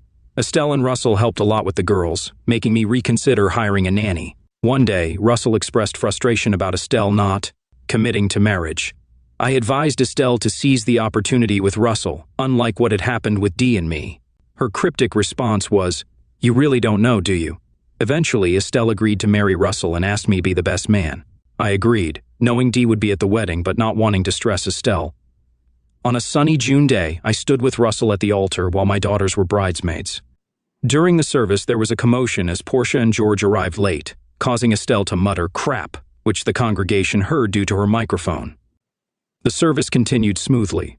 Afterward, as we exited the church, Catherine turned to me and said, "We never thought they'd have the cheek to turn up. We thought we were safe sending them an invite since they live in America. As we approached the back of the church, I saw Dee sitting with a couple of other women. She looked unhappy, and her presence surprised Catherine, causing her to falter briefly before continuing with a smile and nod to Dee. And I avoided eye contact. It was clear something had happened within the family that I wasn't aware of. Outside, during the obligatory photo session, I noticed Dee wasn't in the lineup. Estelle tried to motion her over, but Dee didn't move. Estelle then gestured to me. Understanding her unspoken request, I slipped away, circled behind Dee, and took her by the arm, guiding her into the lineup. "Smile, this is your sister's wedding," I whispered firmly. "What do I have to smile about?" Dee replied. "A lot more than my wife had." "That was her grave you almost stood on back there," I reminded her. Dee apologized, and I reminded her that she had reasons to be grateful. One of the ushers handed me a small bouquet, which I gave to Dee before returning to my place. Dee managed to smile, though she still looked unhappy. After the photos, I began herding people into the limousines for the reception. My daughters demanded hugs and praise for their behavior. I noticed their bouquets were missing, likely handed off to Dee. She had disappeared back into the crowd, which was a relief. Portia came up to say hello, but I wasn't interested in her or George's story. Before leaving, I visited Shirley's grave. There were now 3 small bouquets alongside the large one I had placed earlier. I spoke to Shirley as I always did, even though I don't believe in the afterlife. It's funny how we do that, isn't it? Talking to loved ones as if they can hear us. At the hotel reception, it was clear Dee's presence was unexpected. After Catherine left the welcoming line, she scrambled to rearrange the seating at the top table to include Dee. I helped but didn't ask about the family situation. After the meal and speeches, I thought I could relax. Being a best man involves more than you think, and I wasn't prepared for Russell's speech. He announced Estelle had a crush on me for years, and thanked me for convincing her to marry him instead. In my speech, I mentioned knowing Russell for only a few months, but assured everyone, based on my daughter's approval, that he was a good match for Estelle. Once the speeches were over, the dancing began. Estelle and Russell started, followed by the parents, then me with the bridesmaids. Moran and I danced with my daughters, making it a fun foursome. Estelle and Russell joined us, creating a unique waltz. Dee sat with her friends away from the family table. Later, Estelle asked me to dance, and I took the chance to inquire about Dee. "Not now, Roger. Meet me in reception in 10 minutes, and I'll explain. Someone might overhear us here." After our dance, I saw Estelle speak with Russell, who nodded. She then headed to the ladies' room, which had another door to the foyer, so I met her there. We sat in a corner, and she began to explain. "When you and Dee broke up, Mom and Dad were furious with her. They were always worried about her relationship with Portia, not because they thought it was physical, but because of Portia's influence. They were thrilled when you came along, but Frank wasn't too keen on me. Dad actually thought you were amazing, but played the proud father role. He didn't want to scare you off by being too enthusiastic. He's the one who always praised your building skills. When Dee started postponing the wedding, we all warned her she'd lose you. When you called it off, it was because of Dee and Portia. Portia kept telling Dee she could do better and to make you wait. Dee couldn't see how Portia was using her. Why did you invite Portia to your wedding?" "We had to. Her father is a business partner of Dad's. We didn't think they'd actually show up." "What happened with Dee and the family?" "A year after you broke up with Dee, George asked Portia to marry him, and they moved to the States. Dee was dumped and realized how Portia used her. She lost the only man she loved for a friend who left her. Dee had a breakdown after that. She believed you'd come back to her, but your marriage to Shirley shattered that. She blamed the family and had to go to a clinic afterward. She moved to London, feeling too guilty to face us and not wanting to run into you and Shirley. We cut you off to avoid slipping up and saying something too. We rarely saw her. When Mom met Shirley in the hospital, they talked a lot. Shirley asked Mom to look after you and the girls," Estelle explained. "Why was your mom so surprised to see Dee today?" I asked. "Dee came down for my bachelorette party and looked better than she had in years. We were getting along until someone mentioned you were the best man. Dee said she couldn't attend if you were here, so we assumed she wasn't coming." "Mom rearranged the seating to cover for her absence," Estelle replied. "But you only had to say, and I would have stepped aside," I said. "We know, Roger. You're a wonderful person, but we couldn't disappoint the girls. They were so excited to be my bridesmaids. Weren't they amazing?" Estelle asked. "Yes, I was very proud of them. Their mother would have been proud too," I said. "I'm sure she would have. I wish I could have known her.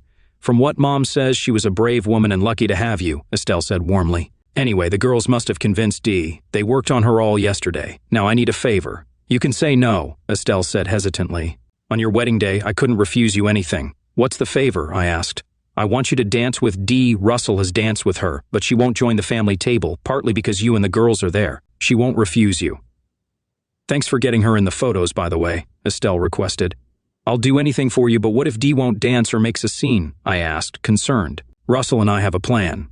He'll ask Dee to dance when we go back in, and you'll dance with me.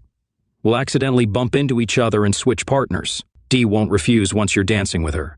After the song, bring her to the family table.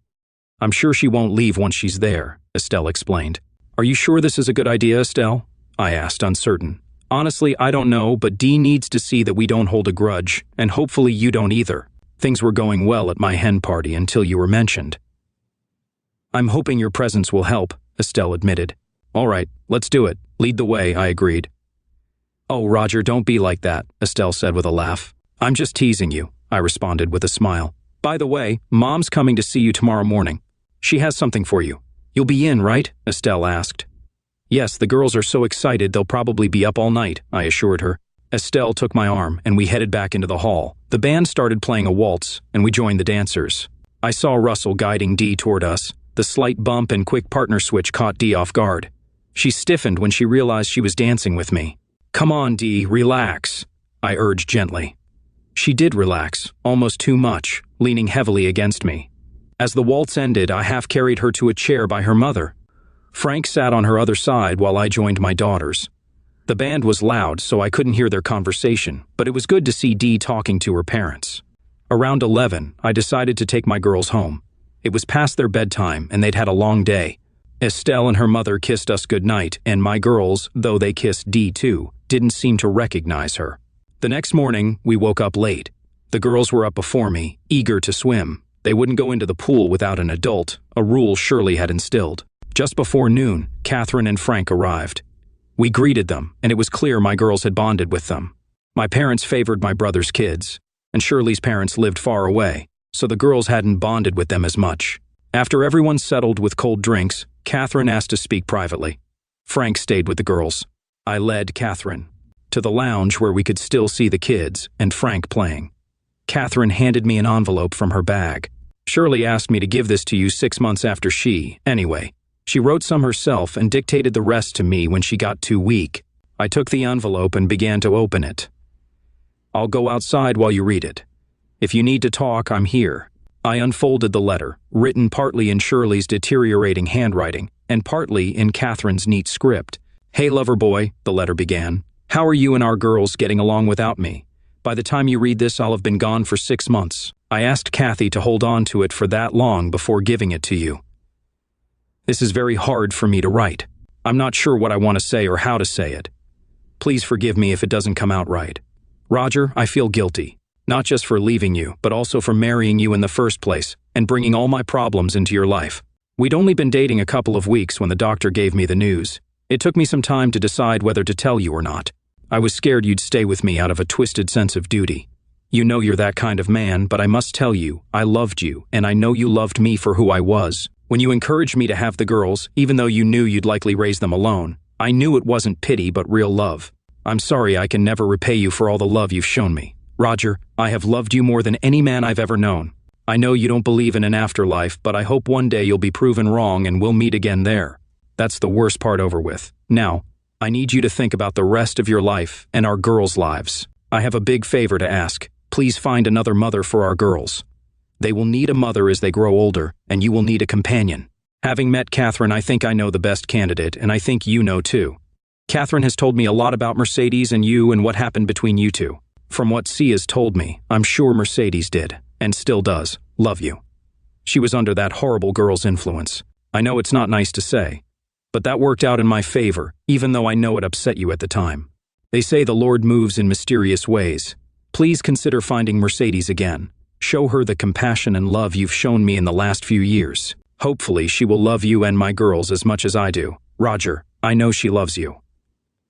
At this point, the letter changed to Catherine's handwriting. Catherine and Frank have become good friends of mine since I've been in the hospital this time. I've also gotten to know Estelle, who visited me the other day.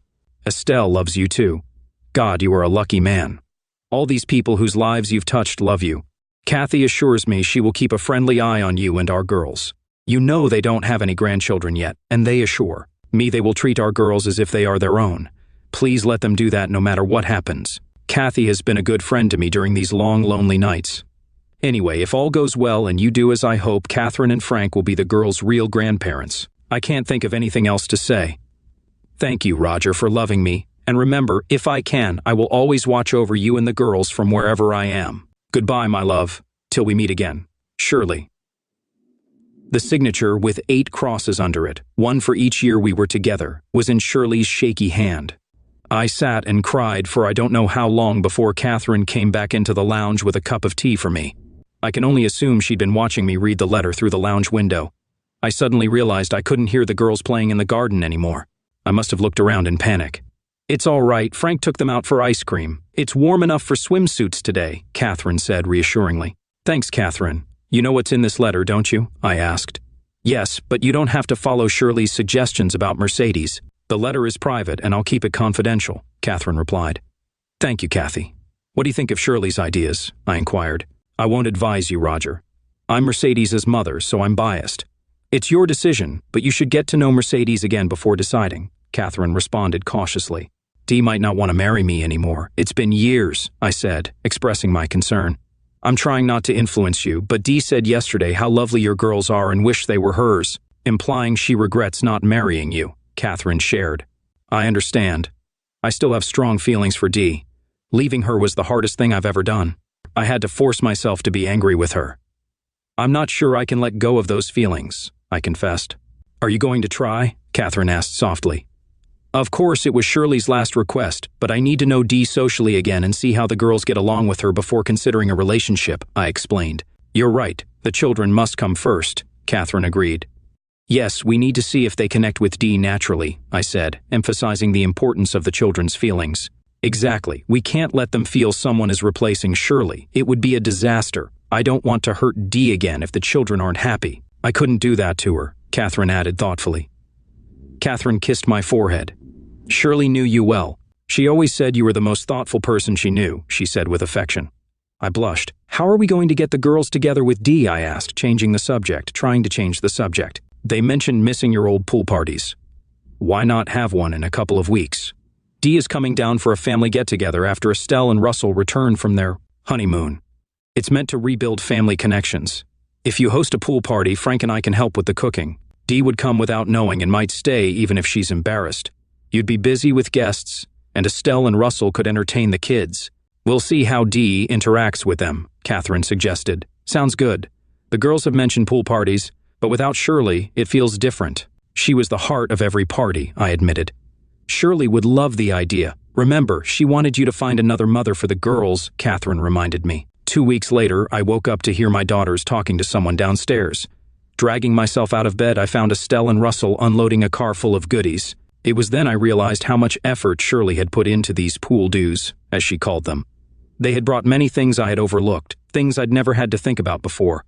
Estelle later told me that Catherine had been given a list of forgotten items by my girls when she called the previous evening. I wondered why the girls hadn't pointed out my oversights. When I asked, they said, I would be too busy. The lawns need to be mown before any guests arrive. Do as you're told, Roger, and don't ask questions. I thought I told you Shirley had trained them, and me, well. Just after lunch, some guys who worked for me started to arrive with their wives and girlfriends, as did some neighbors with their children. Catherine and Frank arrived around 1:30, with a very quiet Dee in tow. She seemed embarrassed to see me at first, but soon was playing with Estelle and the kids in the pool. I think she was wearing one of Estelle's swimsuits. It looked familiar. I spent most of the day mingling, often with Russell as company. I think I heard almost every detail of their honeymoon, except for the private stuff. I speculate they didn't get out of bed for the first 2 days because Russell didn't mention those. It's funny how sometimes what people don't say is the most telling. Around in the evening, I thought it was time for the kids to go to bed. Russell nudged me as Dee went up with Estelle to settle them down. Half an hour later, when the 2 sisters came back down, I went up to kiss my girls goodnight. Is that really her, Daddy? My oldest asked as soon as I got to their bedroom.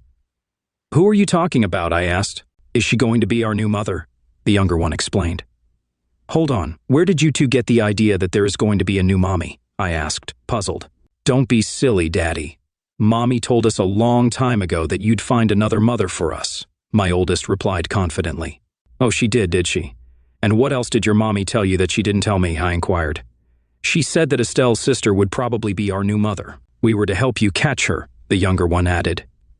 Catch her? What did she mean by that? I asked, intrigued. Mommy said Dee got away the first time, and if you got friendly with her again, we should help you catch her, my oldest explained. Oh God, Shirley, you've really set me up, haven't you? I muttered to myself. Sorry, Daddy, I couldn't hear what you said, my youngest said. Oh, nothing, girls. I was just offering a prayer to your mother. Now give me a kiss goodnight and we'll talk about things tomorrow, I said, trying to stay composed. Is Dee coming over again? We like her, my youngest asked. I don't know, baby, she might, I replied. Well, if she doesn't come over, can we visit her? My oldest asked hopefully. There comes a time in everyone's life when you have to admit you're on a losing wicket and throw in the towel. I figured this was my time. Okay, girls, if Dee doesn't come to see us tomorrow, we will go see her. Now, will you both please go to sleep? I said, giving in. Good night, Daddy, they said in unison. I'm damn sure I heard them giggle as I left the room. When I got to the stairs, I sat down on the top step. I could hear the party going on outside and someone doing something in the kitchen. For a little while, I needed some time alone to think about what my girls had said. Bugger, don't talk rubbish, you bleeding idiot. You've got to think about everything. Since Shirley passed on, you've been drifting along without much thought about anything. A little voice in my head seemed to say. It was obvious my girls liked Dee from the moment they saw her. I remembered how they looked at her at Estelle's wedding. The question was, did I still like Dee? What a stupid question to ask myself. Like her, I loved her. Well, I did once, didn't I? Although I pushed Dee away because I didn't want to share her affections with Tish. Well, Tish isn't in the equation anymore, but my girls are. Yeah, I think I could see myself sharing my girls with Dee. Hey, how did that question get turned around? And if I think back, what was it Shirley had said to me more than once? Half of you is enough for me, Roger. What did Shirley mean by that? Had I never given Shirley all my love? Did she know there was a place in my heart for Dee? Damn, that woman could read me like a book. Bugger, why does life have to be so complicated? Wouldn't it be nice to be one of those people who see everything in black and white? I have so many different thoughts at once. Right, Roger, let's think this out logically. Do you love Dee? Yes, I'm sure I do. Do the girls love Dee? They've just met her, but they certainly seem to like her. There isn't much to dislike about Dee, but they can't love her yet. They have only just met her, but they do seem prepared to accept Dee as a surrogate mother without question. Now, does Dee like the girls? From what I saw by the pool, she's really taken with them. No, I don't think that was an act. Dee's mind doesn't work that way. No, Dee was having a great time with my girls. I could see them bonding quickly. Now, the big one, does Dee still love you? Well, there's only one way. To find out, you silly sod, go and ask her. Back outside, most of the remaining guests were sitting in a big circle on the patio by the pool. Russell was making sure everyone's drinks were topped off while Frank was still scrubbing down the barbecue. I think Frank was a more conscientious cook than I ever was. As I approached the circle of chairs, Catherine got up and came towards me. Mercedes, Estelle, and Estelle are in the kitchen doing some of the washing up. This might be a good time for you to talk to Mercedes alone while she's busy at the sink. Don't worry, Estelle will make herself scarce when you get in there, Catherine suggested.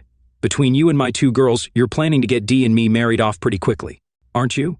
I asked with a hint of amusement. Roger, I can assure you none of us have said anything to Mercedes about you two getting back together, but I'm afraid the girls were asking her some embarrassing questions earlier. We weren't expecting that, Catherine admitted. So, I gather. I think Shirley had been planning this for a long time. I just wish she'd let me in on it.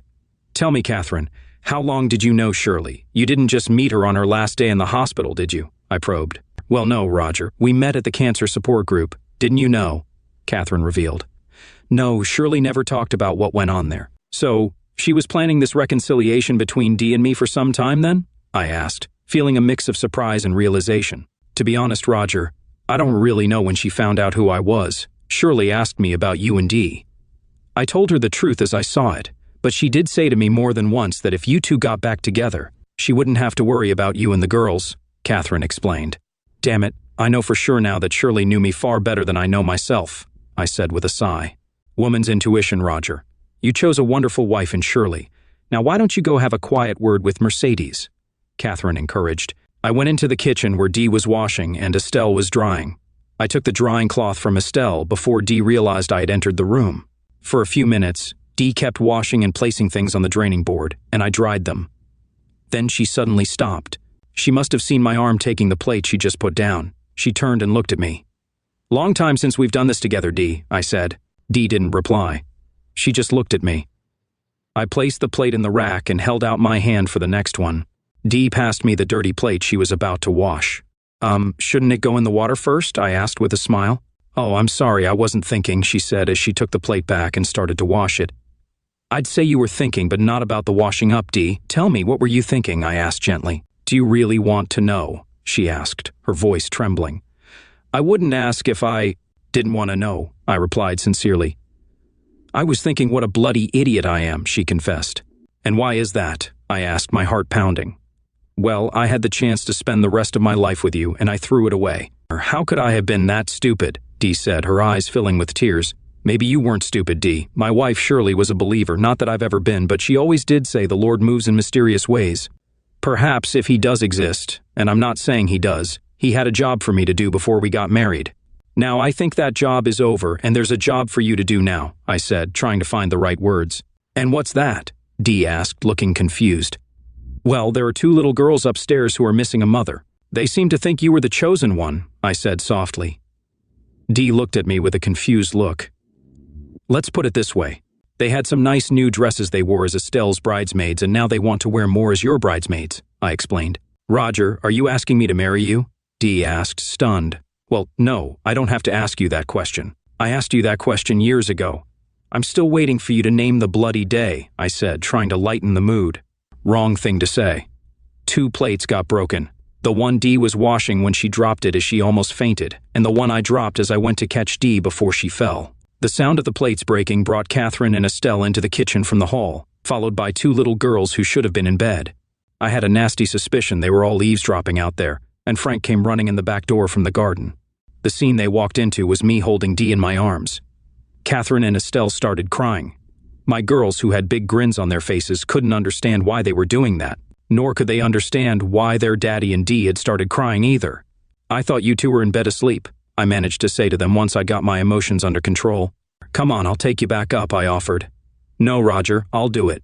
I've got to get used to looking after them, Dee said as she extracted herself from my embrace. Come on, girls, we've got lots to talk about, she added, taking their hands. Catherine worked miracles, and a month later it was our wedding day. Russell and I got to the church early, and I asked him to wait while I had a word with Shirley. I walked over to her grave alone. Well, girl, you set me up good and proper, didn't you? Now this was your idea, so I don't want you getting upset with me over it. I think you're right, though. Dee will make a great mother for the girls. Look, Shirley, you do realize what you've done here?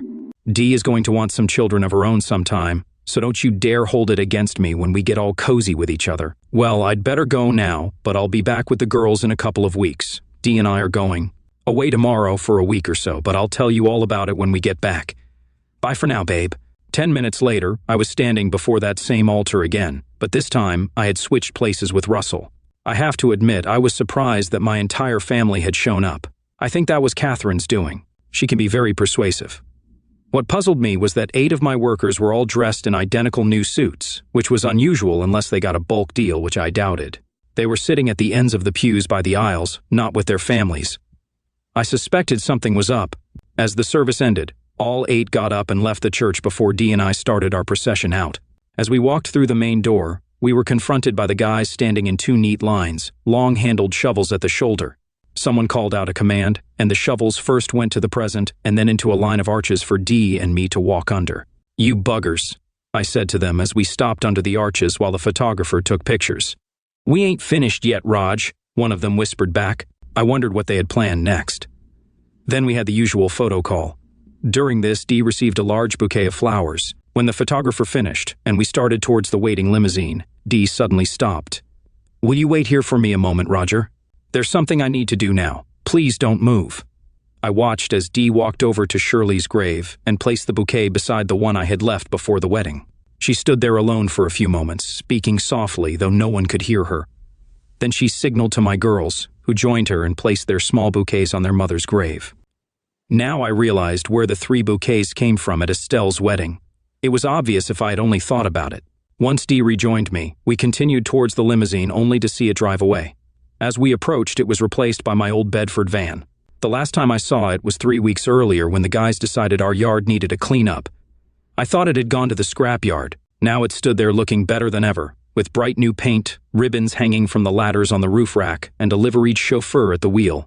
The boys opened the sliding side door, revealing the back had been fitted with a sofa for Dee and me to sit on. "It's a convertible, boss. If you get impatient, just pull the lever under the arm, and you've got a bed," one of the boys whispered with a smile. With smiles all around, Dee and I climbed inside. The sliding door was locked open for the short drive to the hotel where the reception was held. That night, Dee and I spent our first night together as husband and wife. I woke up at some ungodly hour to the sound of Dee sobbing. "What's wrong, babe?" I asked. What a stupid, inane way to ask her.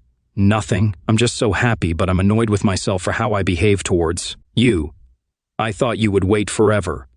"Well, we're together forever now, so stop dwelling on the past," I said as I took her in my arms and kissed her. Our past was never mentioned again. The girls started calling Dee mother very quickly. They only ever called Dee mother and never mommy, which they reserved for Shirley. Whose idea that was, I don't know. But Dee often asked the girls how mummy would do something and then followed suit. Several years passed before that train whistle sounded again. We were all watching a video one evening when the telephone rang. Our eldest answered it. While I paused the video, "Who's calling?" I heard my daughter ask. "Mother, it's for you. Someone called poor Tisha." Dee took the phone from my daughter, pressed the speakerphone button, and set the handset down. "Hi Tish, how are you keeping?" "Oh Dee, it's wonderful to hear your voice. I'm in a real state. I caught George running around on me, so I'm getting divorced. I really need to meet up with you for a chat. We could get together like old times." "Well, yes, I suppose I could meet you for lunch." "Hold on a moment while I check my diary," Dee said as she picked up her handbag. I couldn't believe what I was hearing. Dee was going to reconnect with Portia. Dee saw the astonished look on my face and smiled. "What's the date today?" Dee asked, not directed at anyone in particular. "The 3rd of August, came Portia's voice from the phone. "How about the August 6th, 2026, Dee said. 2026, Dee? That's 20 years away, you must be joking," Portia replied. "No, Tish, I'm quite serious. All our 3 children should be out of the house by then, so I should have time for lunch with you." 3 children. I thought Roger only had 2. "No, actually, Roger and I have 2 and a bit at the moment. There's a chance it could be 2 in 2 bits. Twins run in my family. Goodbye, Portia. Call me in about 20 years. With any luck, we'll have changed our phone number by then." Dee switched off the phone and sat back with a silly grin on her face. Our 2 girls were quicker to understand and started to laugh. Suddenly, I realized what Dee had said to Portia. "Twins?" I asked. "Well, that's what the doctor thinks, but it's a little early to be sure yet," Dee replied. "I was hoping to know for sure before I told you and the girls." I'm a construction foreman. My job isn't glamorous, but it's solid work that pays the bills and keeps me grounded. It's the kind of work that's straightforward, you put in the effort, and you see the results. My wife, on the other hand, has a more creative job as a graphic designer. It's not a field I fully understand, but I respect it. She often jokes about how we're opposites in our work lives, her in the world of color and creativity, and me in the world of measurements and deadlines. That balance, I've always thought, worked for us. It kept things interesting without stepping on each other's toes. One evening, we had plans to meet some friends at a bar we all liked. It wasn't a flashy place, but it had a charm of its own. Nestled in a small alleyway, the bar was an open-air setup with string lights hanging overhead and a relaxed atmosphere that made it a favorite for our group. My wife and I ended up running late that night. She's always got one more thing to finish before we leave, and I've gotten used to waiting. By the time we arrived, the group was already deep in a heated discussion. As soon as we got there, I could tell something serious was being debated. I asked what was going on, and someone explained that one of our mutual friends, a woman I didn't know well but had seen around, had decided to try an open relationship. That sparked a strong debate within the group. The room seemed split between those who thought it was progressive and those who thought it was nonsense. Naturally, I had no problem stating my opinion. To me, the whole idea seemed ridiculous. I made it clear that I believed open relationships were just a fancy way to dress up infidelity. It didn't matter how anyone tried to justify it, sharing your partner with someone else was crossing a line in my book. Some people nodded in agreement, but others, including my wife, took a softer stance. She didn't outright defend the friend but suggested that people should be free to make their own choices without judgment. That irked me a little. It felt like she was trying to justify something I saw as fundamentally wrong. The conversation went back and forth for a while. Everyone had their say, and the mood shifted between serious and light-hearted. Eventually, someone changed the subject, and the tension eased. It wasn't worth fighting over all night, but I couldn't help wondering what my wife really thought about it. She's usually on the same page with me about big things, so seeing her take a more neutral stance was something I tucked away in the back of my mind. As the evening wore on, the topic shifted to work. Since most of the group were friends from my wife's job, they started talking about an upcoming company event. Apparently, her department was hosting a corporate party, and they'd invited people from nearby departments as well. I wasn't thrilled about the idea. Her company's office culture had never sat well with me. Without naming names, let's just say that some of their attitudes and values didn't align with mine. It wasn't long before people started heading home.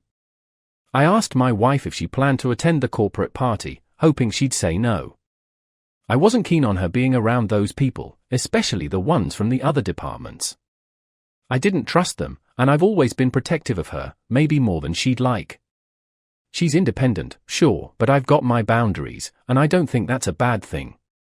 To my surprise, she said she wanted to go. She explained that she was excited to meet new people and learn more about the other teams. It'll be fun, she said. I didn't push back at the moment, but something about it didn't sit right with me. For now, I decided to let it go, but in the back of my mind, I knew this wasn't the end of the conversation. Later that evening, when we got home, I decided to bring up the earlier conversation from the bar. It wasn't something I could just let slide without asking about. As we settled in, I asked her why she defended that friend. Do you really think open relationships make any sense? Or do you think she's just trying to justify cheating? Maybe her boyfriend is too weak to stand up for himself, I said. I wasn't trying to pick a fight, but I wanted an honest answer. She looked at me calmly and shrugged. I wouldn't try it myself, she said, but it's not about us, is it? Some people live like that. If you hear about it so often, it must be popular in certain circles. Maybe it works for them. Her tone was neutral, almost dismissive, but her words didn't sit well with me. I'm not the type to overthink things, but I couldn't help wondering why she'd even entertain the idea as something valid. But don't get me wrong, she added quickly, probably noticing the look on my face. I'm not saying I agree with it. I'm just saying it's out there. And sure, it probably feels freeing for some people to have that kind of arrangement while still being close to someone. But again, that's not for me. Don't start overthinking this, okay? Her words were clear, but something about the way she spoke felt off. I couldn't put my finger on it, but I decided not to press further. Sometimes it's better to let things rest. All right, I said, leaning back on the couch. As long as you're not seriously considering it, I'm fine. It just seems like a messy way to live. I tried to push the topic out of my head, but it lingered in the background. I've always been straightforward, and the concept of complicating relationships like that didn't make sense to me. Still, I took her at her word and decided to move on. After a pause, she changed the subject. By the way, she started, do you remember my sister from Austria? It took me a second to place her. We hadn't seen each other in years, but I nodded. She's coming to visit next week, she continued. She'll probably stay for about a week or so. It'll be nice to have her here for a bit. That caught me off guard. Her sister and I had never been particularly close. Not because of any bad blood, but just because we'd never had much reason to interact. What's bringing her here? I asked. Is it just a casual visit, or is something going on?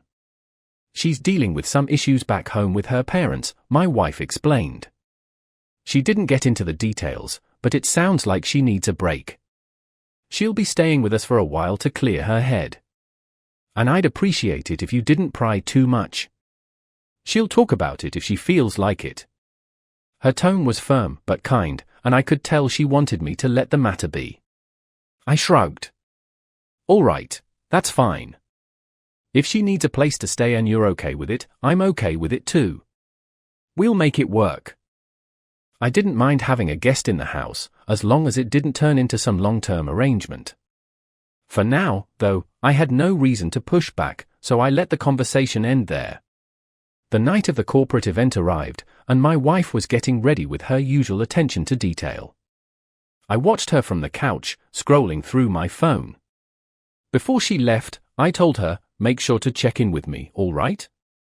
At least a quick text every hour or so. She rolled her eyes but smiled. Sure, I'll let you know how it's going, she said, giving me a quick peck on the cheek before heading out the door. I wasn't thrilled about the event, but I trusted her to stick to her word. After she left, I settled in with my phone.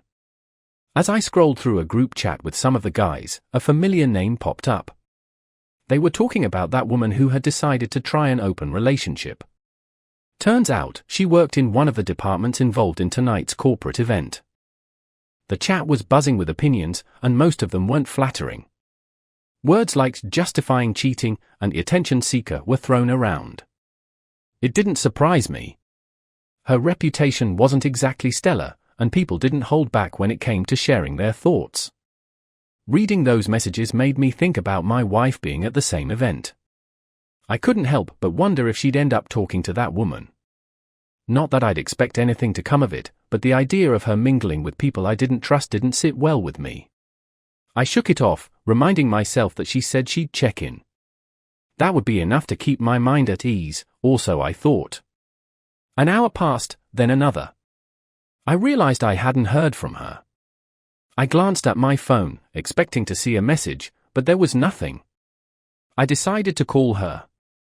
The phone rang a few times before going to voicemail.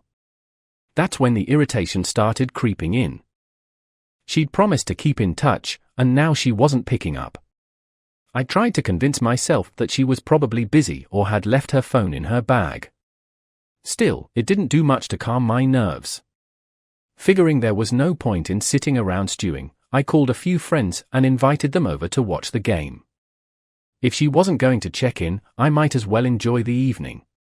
The guy showed up, and for a while, I was able to push the situation out of my mind. We watched the game, cracked open a few beers, and talked about everything except my wife's silence. But even after they left, the house felt empty, and the clock kept ticking. By now, it was late. Too late for someone who said they'd keep me updated. My patience was running thin, and I started pacing around the living room. Just as I was about to call her again, I heard the front door open. She walked in, looking surprisingly composed. "You're late," I said, my voice edged with frustration. She didn't seem fazed. "I know." "I'm sorry," she said quickly. "We met some great people tonight. A few of them are new to the city, so we decided to show them around a bit. That's why I lost track of time." Her explanation was calm and matter-of-fact, but it didn't erase my irritation. At least she wasn't drunk, which was something I'd half expected. "Look, I'll tell you all about it tomorrow," she added, clearly trying to wind down the conversation. She gave me a quick kiss goodnight before heading upstairs. Reluctantly, I followed. I had plenty of questions, but they would have to wait. For now, we both went to bed, and I tried to push the evening out of my mind. The next morning, as we sat at the kitchen table with coffee in hand, I decided to ask her about the previous night. "Why didn't you pick up when I called?" I said, trying to keep my tone calm but firm. She looked up from her mug, slightly startled but not defensive. "Oh, that," she said. "I'm sorry. My phone was in my bag the whole time. I didn't hear it ring." She shrugged like it wasn't a big deal. "We were just walking around, talking. It wasn't anything crazy." Her explanation didn't fully satisfy me, but I decided to hear her out. "And who were you with, exactly?" I pressed. She set her cup down and started explaining. "I actually met that woman everyone's been talking about," she said, referring to the one who had opened her relationship. "She's not at all like the rumors make her out to be." She told me the whole story, And apparently, it was her boyfriend's idea in the first place. They both agreed to it, so it's not like she's just out there cheating. I frowned. You know the guys and I were talking about her too, right? We've heard she's been with half the office, and there's plenty of proof to back it up. She shook her head, looking unimpressed. That's all nonsense, she said firmly. People love to exaggerate and spread rumors. She seemed genuine to me, not like some drama queen trying to justify bad behavior. Honestly, I think she's just misunderstood. Her defense of this woman irritated me. I don't think you should be hanging around her, I said plainly. People like that have a way of pulling others into their mess, even if it's unintentional. She rolled her eyes, and I could tell she was getting annoyed. That's ridiculous, she snapped. If I wanted to pull something like that, as you put it, I would have done it a long time ago. But I haven't, because I don't want to. Can you trust me on that? Her irritation was starting to wear on me, but I decided to back off. Fine, I said, waving a hand dismissively. Just be careful. People like that can influence you without you even realizing it. That's all I'm saying.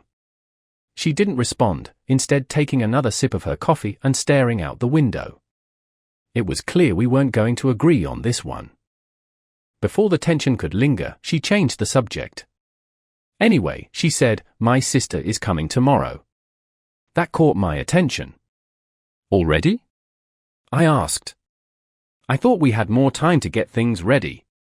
She shook her head. Nope, she'll be here tomorrow. So, we need to make sure the guest room is sorted and everything looks nice. I sighed, mentally running through the list of things that needed to be done. It wasn't a huge task, but it wasn't nothing either. All right, I said. Let's get it done tonight. I'll take care of the heavy lifting. She nodded, seemingly relieved that the conversation had shifted to something more practical. With that, the mood lightened slightly. We finished our coffee and started planning the rest of the day, focusing on getting the house ready for her sister's arrival. As much as the earlier conversation lingered in my mind, I decided to let it go for now. There were more pressing things to take care of, and the last thing I needed was another argument before her sister even got here. Her sister arrived the next day, just as my wife had said.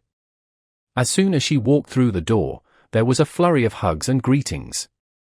I stood to the side for a moment, letting the two of them have their reunion before stepping in to say hello. Her sister looked tired but relieved, and I could tell that being here meant a lot to her. After the initial excitement settled, we all moved to the dining table, where my wife had already set out some snacks and coffee. While my wife and her sister caught up, I helped bring her luggage upstairs to the guest room. Once everything was set down, I asked her if she needed anything else. She shook her head and said, "No, this is perfect." "Thank you." We started chatting casually as she unpacked, and that's when she brought it up herself. "I really appreciate you letting me stay here for a while," she said, her tone sincere. "It's been tough lately with my parents." I paused for a moment before replying. "If you don't mind me asking, what happened?" I figured that if she was opening the door to this topic, it wouldn't hurt to ask. She sighed, sitting down on the edge of the bed. "It's not a secret," she said. "I'm a lesbian. I came out to them recently, and they didn't take it well. Actually, they didn't take it at all.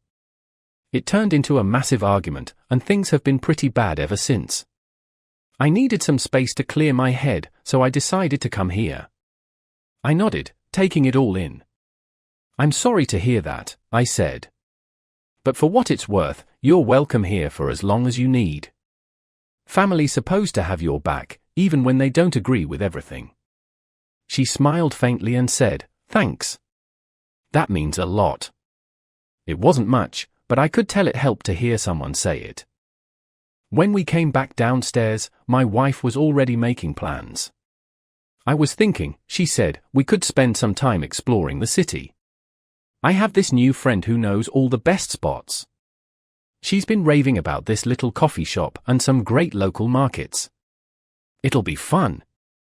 Her sister seemed excited about the idea, and I didn't see any harm in it, so I just nodded along. They deserved some time to relax, especially after everything her sister had been through. Not long after, my phone buzzed. It was my father. "We've got a problem with the shed," he said, sounding stressed. "The structure's giving out, and it's about to collapse on the fence. I need your help to take it down before it causes more damage." I sighed, knowing this wasn't something I could put off. When my dad called for help, it was always urgent. I explained the situation to my wife and her sister. "Looks like I'll be heading out to help my dad," I said. "You two go ahead with your plans. Explore the city, have a good time. Just keep me posted on where you're going." My wife nodded, understanding the urgency. "Of course," she said. "We'll manage. Don't worry about us." It wasn't how I'd planned to spend the day, but priorities are priorities. I grabbed my things, gave my wife a quick kiss, and headed out the door. As I left, I glanced back to see the two of them chatting animatedly about their itinerary. It was good to see her sister smiling again, even if it meant I'd miss out on the day with them. After hours of hard work helping my father dismantle the shed, I was exhausted but satisfied with the progress we'd made. The structure had been a disaster waiting to happen, and while we hadn't finished the job entirely, we'd at least managed to stabilize things and prevent any immediate damage. It was one of those days where physical labor cleared my mind, and I was looking forward to heading home, taking a shower, and relaxing. When I walked through the door, however, my plans for a quiet evening vanished immediately. Sitting in the living room were my wife, her sister, and two guests I recognized instantly, my wife's new friend and her boyfriend. The pair struck an odd image. Their clothes were flashy, almost costume-like, and their whole vibe screamed attention seekers. I nodded a polite hello, though inwardly I was already bracing myself for what was to come. I joined them in the living room, grabbing a drink from the kitchen on the way. The atmosphere was casual, but it didn't take long before the conversation shifted into familiar territory. The friend and her boyfriend were once again singing the praises of open relationships, going on about how freeing and transformative they were. They spoke with a missionary zeal, as if trying to convert everyone in the room to their way of thinking. I listened for a while, trying to keep my patience. Eventually, I'd had enough. "Look," I said, cutting into their monologue. "You can talk it up all you want, but to me, it's just an excuse for people who can't commit. Relationships aren't supposed to be a free-for-all. If you can't stick with one person, maybe you shouldn't be in a relationship at all." My tone was firm but calm, though I could see their expressions change immediately. The boyfriend shot back, "That's such a closed-minded way of looking at it. People are different, and relationships don't have to fit into some outdated mold. Maybe you should try thinking outside the box." His condescension grated on me, but I stayed composed. "Thinking outside the box doesn't mean throwing away basic respect and commitment," I replied. "If you want to live your life that way, fine, but don't act like it's some universal truth everyone else should follow." The argument escalated quickly from there. Voices were raised, points were repeated, and the tension in the room became unbearable. My wife and her sister tried to mediate, but it was clear that this wasn't going to end with anyone changing their minds. Eventually, the couple stood up, clearly frustrated. "Well, it's obvious you're not ready to have an open mind about this," the friend said, grabbing her bag. "Thanks for the evening, but we'll be going now." Her boyfriend followed suit, and just like that, they were gone. As the door closed behind them, I felt a mix of relief and lingering frustration. Before I could even sit down, my wife pulled me aside. "What was that?" she demanded, her voice low but sharp. "Why couldn't you just let it go? You didn't have to turn it into a fight." I looked at her, trying to keep my own temper in check. "I'm not going to sit here and listen to that nonsense without saying something," I said. "If they can't handle a different opinion, that's their problem, not mine." She sighed, clearly exasperated. "It's not about agreeing with them," she said.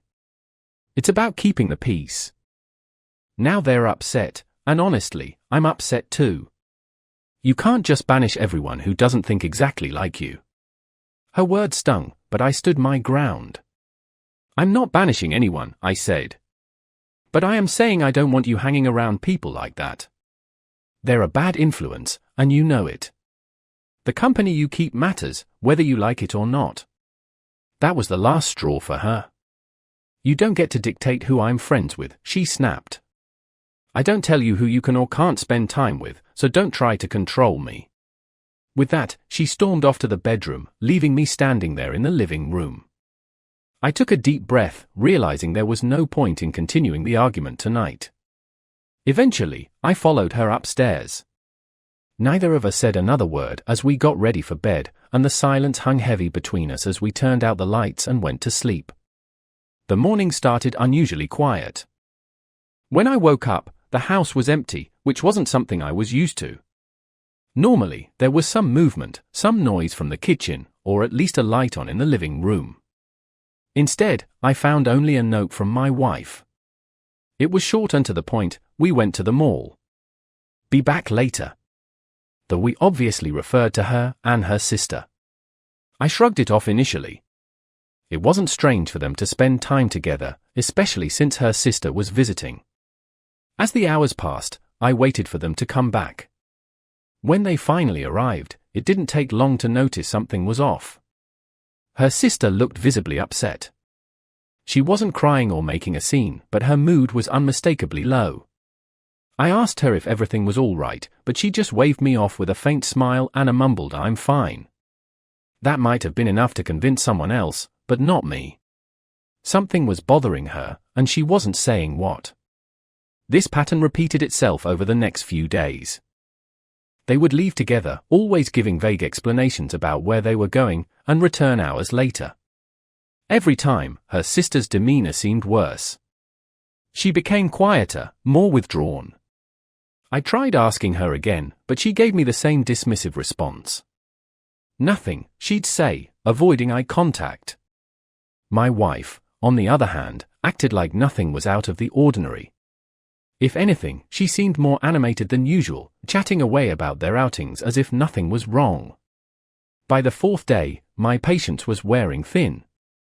I'm not the kind of guy to jump to conclusions or get paranoid, but there was something undeniably strange about the whole situation. I couldn't shake the feeling that they were hiding something from me. It wasn't just her sister's behavior, it was the evasive way my wife avoided giving me straight answers about their plans. Every explanation felt rehearsed, like she'd prepared just enough to keep me from asking more questions. I started paying closer attention to their movements, hoping to pick up on anything that might explain what was going on.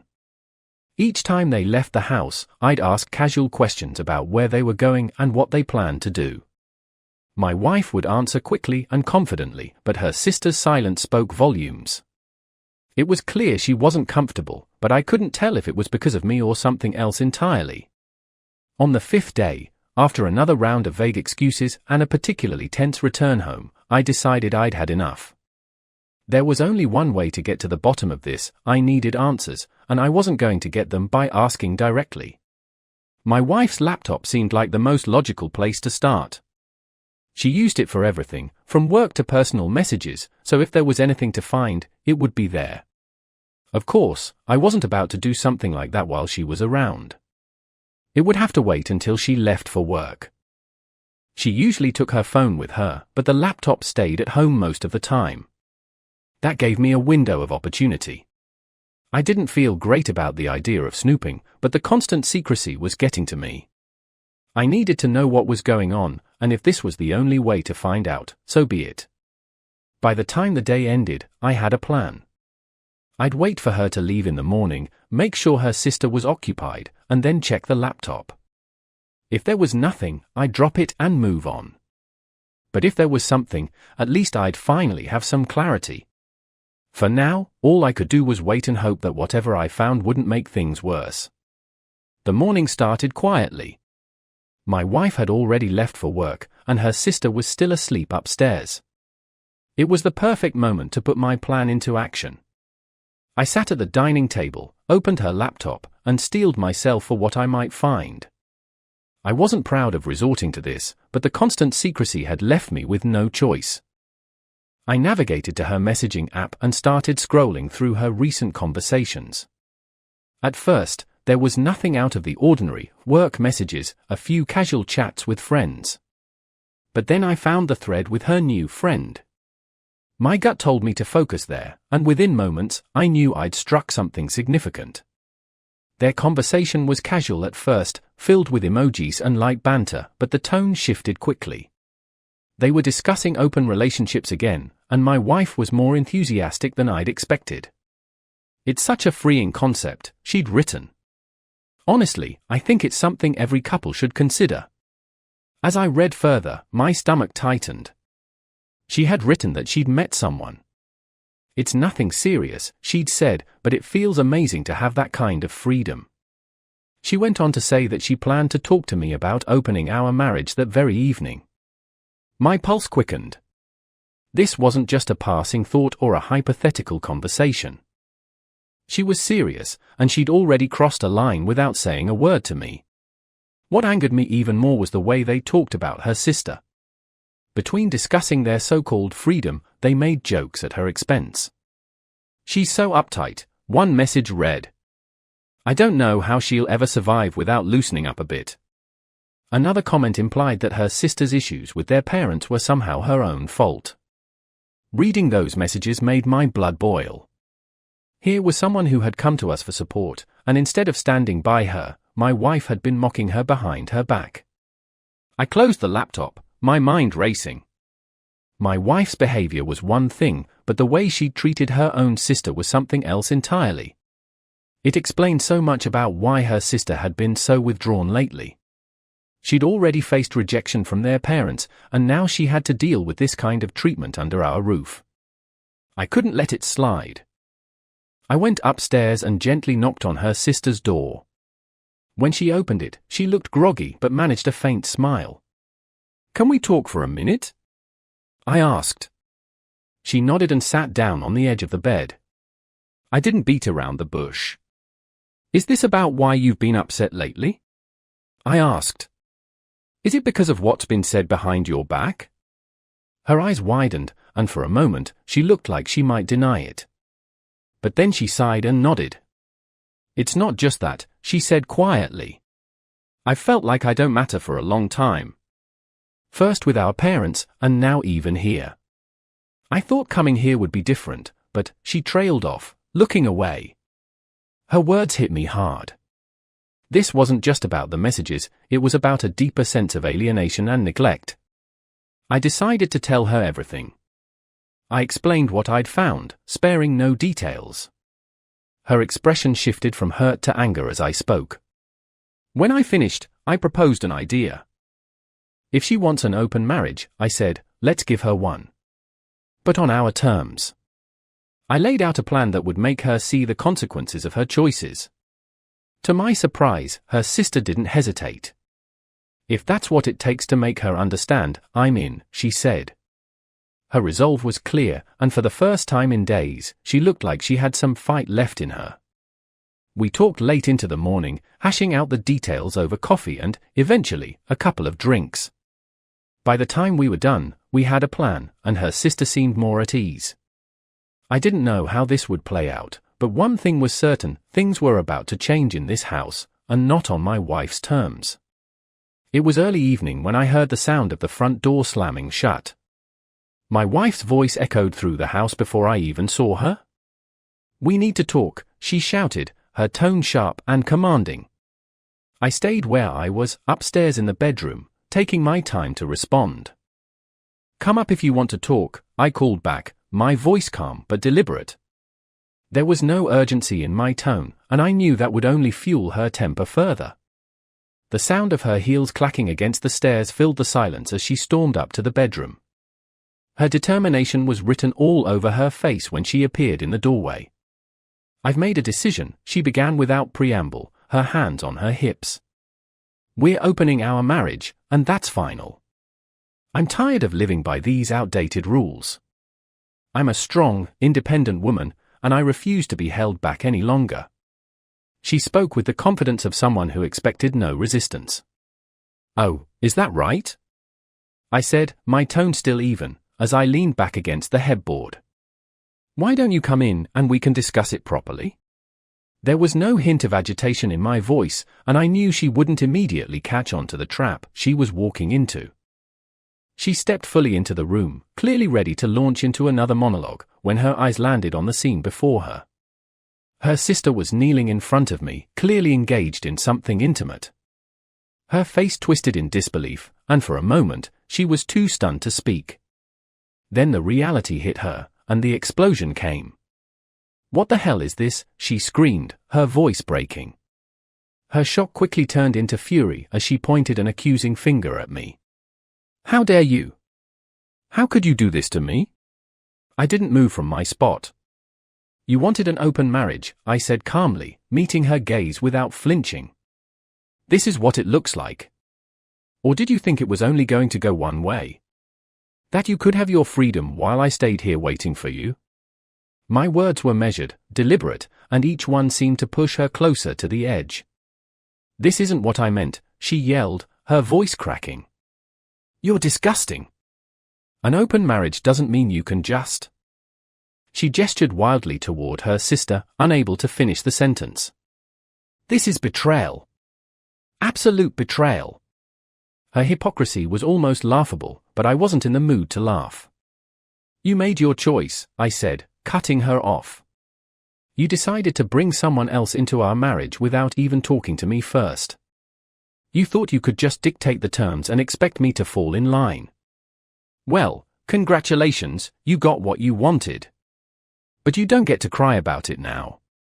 I stood up, my voice rising just enough to make it clear that I was done entertaining her theatrics. "You wanted freedom. Now you have it. Enjoy it somewhere else." She stared at me, her face a mix of rage and disbelief, before turning on her heel and storming out. The sound of her stomping down the stairs and slamming the front door behind her echoed through the house. I stood there for a moment, the silence settling in after her departure. Her sister remained where she was, unbothered by the commotion, and I leaned back, letting the tension drain from the room. She'd made her bed, and now she would have to lie in it. For the first time in days, I felt a sense of control returning, even if the situation was far from resolved. After the explosive confrontation, the house was finally quiet again. I turned to her sister, who was still composed despite everything that had just unfolded. "Thanks for having my back," I said, meaning it. It wasn't the kind of situation anyone would willingly walk into, and yet, she hadn't hesitated. Her support in that moment meant more than I could put into words. She gave a small shrug and a faint smile. "It's no problem," she said. "Honestly, this whole thing has made me think about a lot of things in my own life. Maybe it's time for me to stop holding back and start being honest about what I want, too." Her words carried a weight that I didn't miss. It was clear that she wasn't just talking about the events of the evening, but about deeper issues she'd been grappling with for a long time. As the reality of what had just happened settled in, I knew there was no going back. I needed to make a decision, and I'd already made it. While my wife's betrayal had been the final straw, it was clear that the cracks in our marriage had been forming long before this. There was no sense in dragging it out any longer. I started gathering her things, methodically going through the house and collecting everything that belonged to her. Clothes, shoes, books, and anything else I could find. I didn't rush, taking the time to make sure I didn't miss anything. As I worked, her sister stayed nearby, occasionally helping when I asked, but mostly just keeping me company. We talked as I packed, and the conversation turned to their past. "You know," she began hesitantly, "she's always been like this. Self-centered, manipulative. Even when we were kids, she'd find ways to make everything about her. If I ever tried to stand up for myself, she'd just tear me down until I gave up." Her voice was calm, but there was an edge of pain that she couldn't quite hide. Hearing that didn't surprise me, but it did add another layer to the situation. "So, she bullied you?" I asked, glancing over as I folded another shirt into a box. Her sister nodded. "Yeah, but I didn't really think of it that way at the time. I just dealt with it. It's not like our parents did anything about it, and after a while, I just stopped reacting. I guess she took that as a green light to keep going." I shook my head, disgusted but not shocked. "Well, she's not going to be my problem anymore," I said firmly. "You don't deserve that, and neither do I. She's made her choices, and now she gets to live with them." Her sister gave me a small nod, her expression unreadable but contemplative. It was clear that she had a lot to process, just like I did. By the time I finished packing, there were several bags and boxes stacked neatly by the door. Each one felt like a small weight lifted off my shoulders. I took a deep breath, stepping back to look at the pile. It was a tangible reminder that I was taking control of the situation, that I wasn't going to let her dictate the terms of my life any longer. With everything in place, I opened the door and moved the bags and boxes outside. I didn't feel anger anymore, just a sense of resolution. She'd made her decisions, and now she would have to face the consequences of them. Once the last box was set down by the door, I turned and walked back inside, closing the door behind me. For the first time in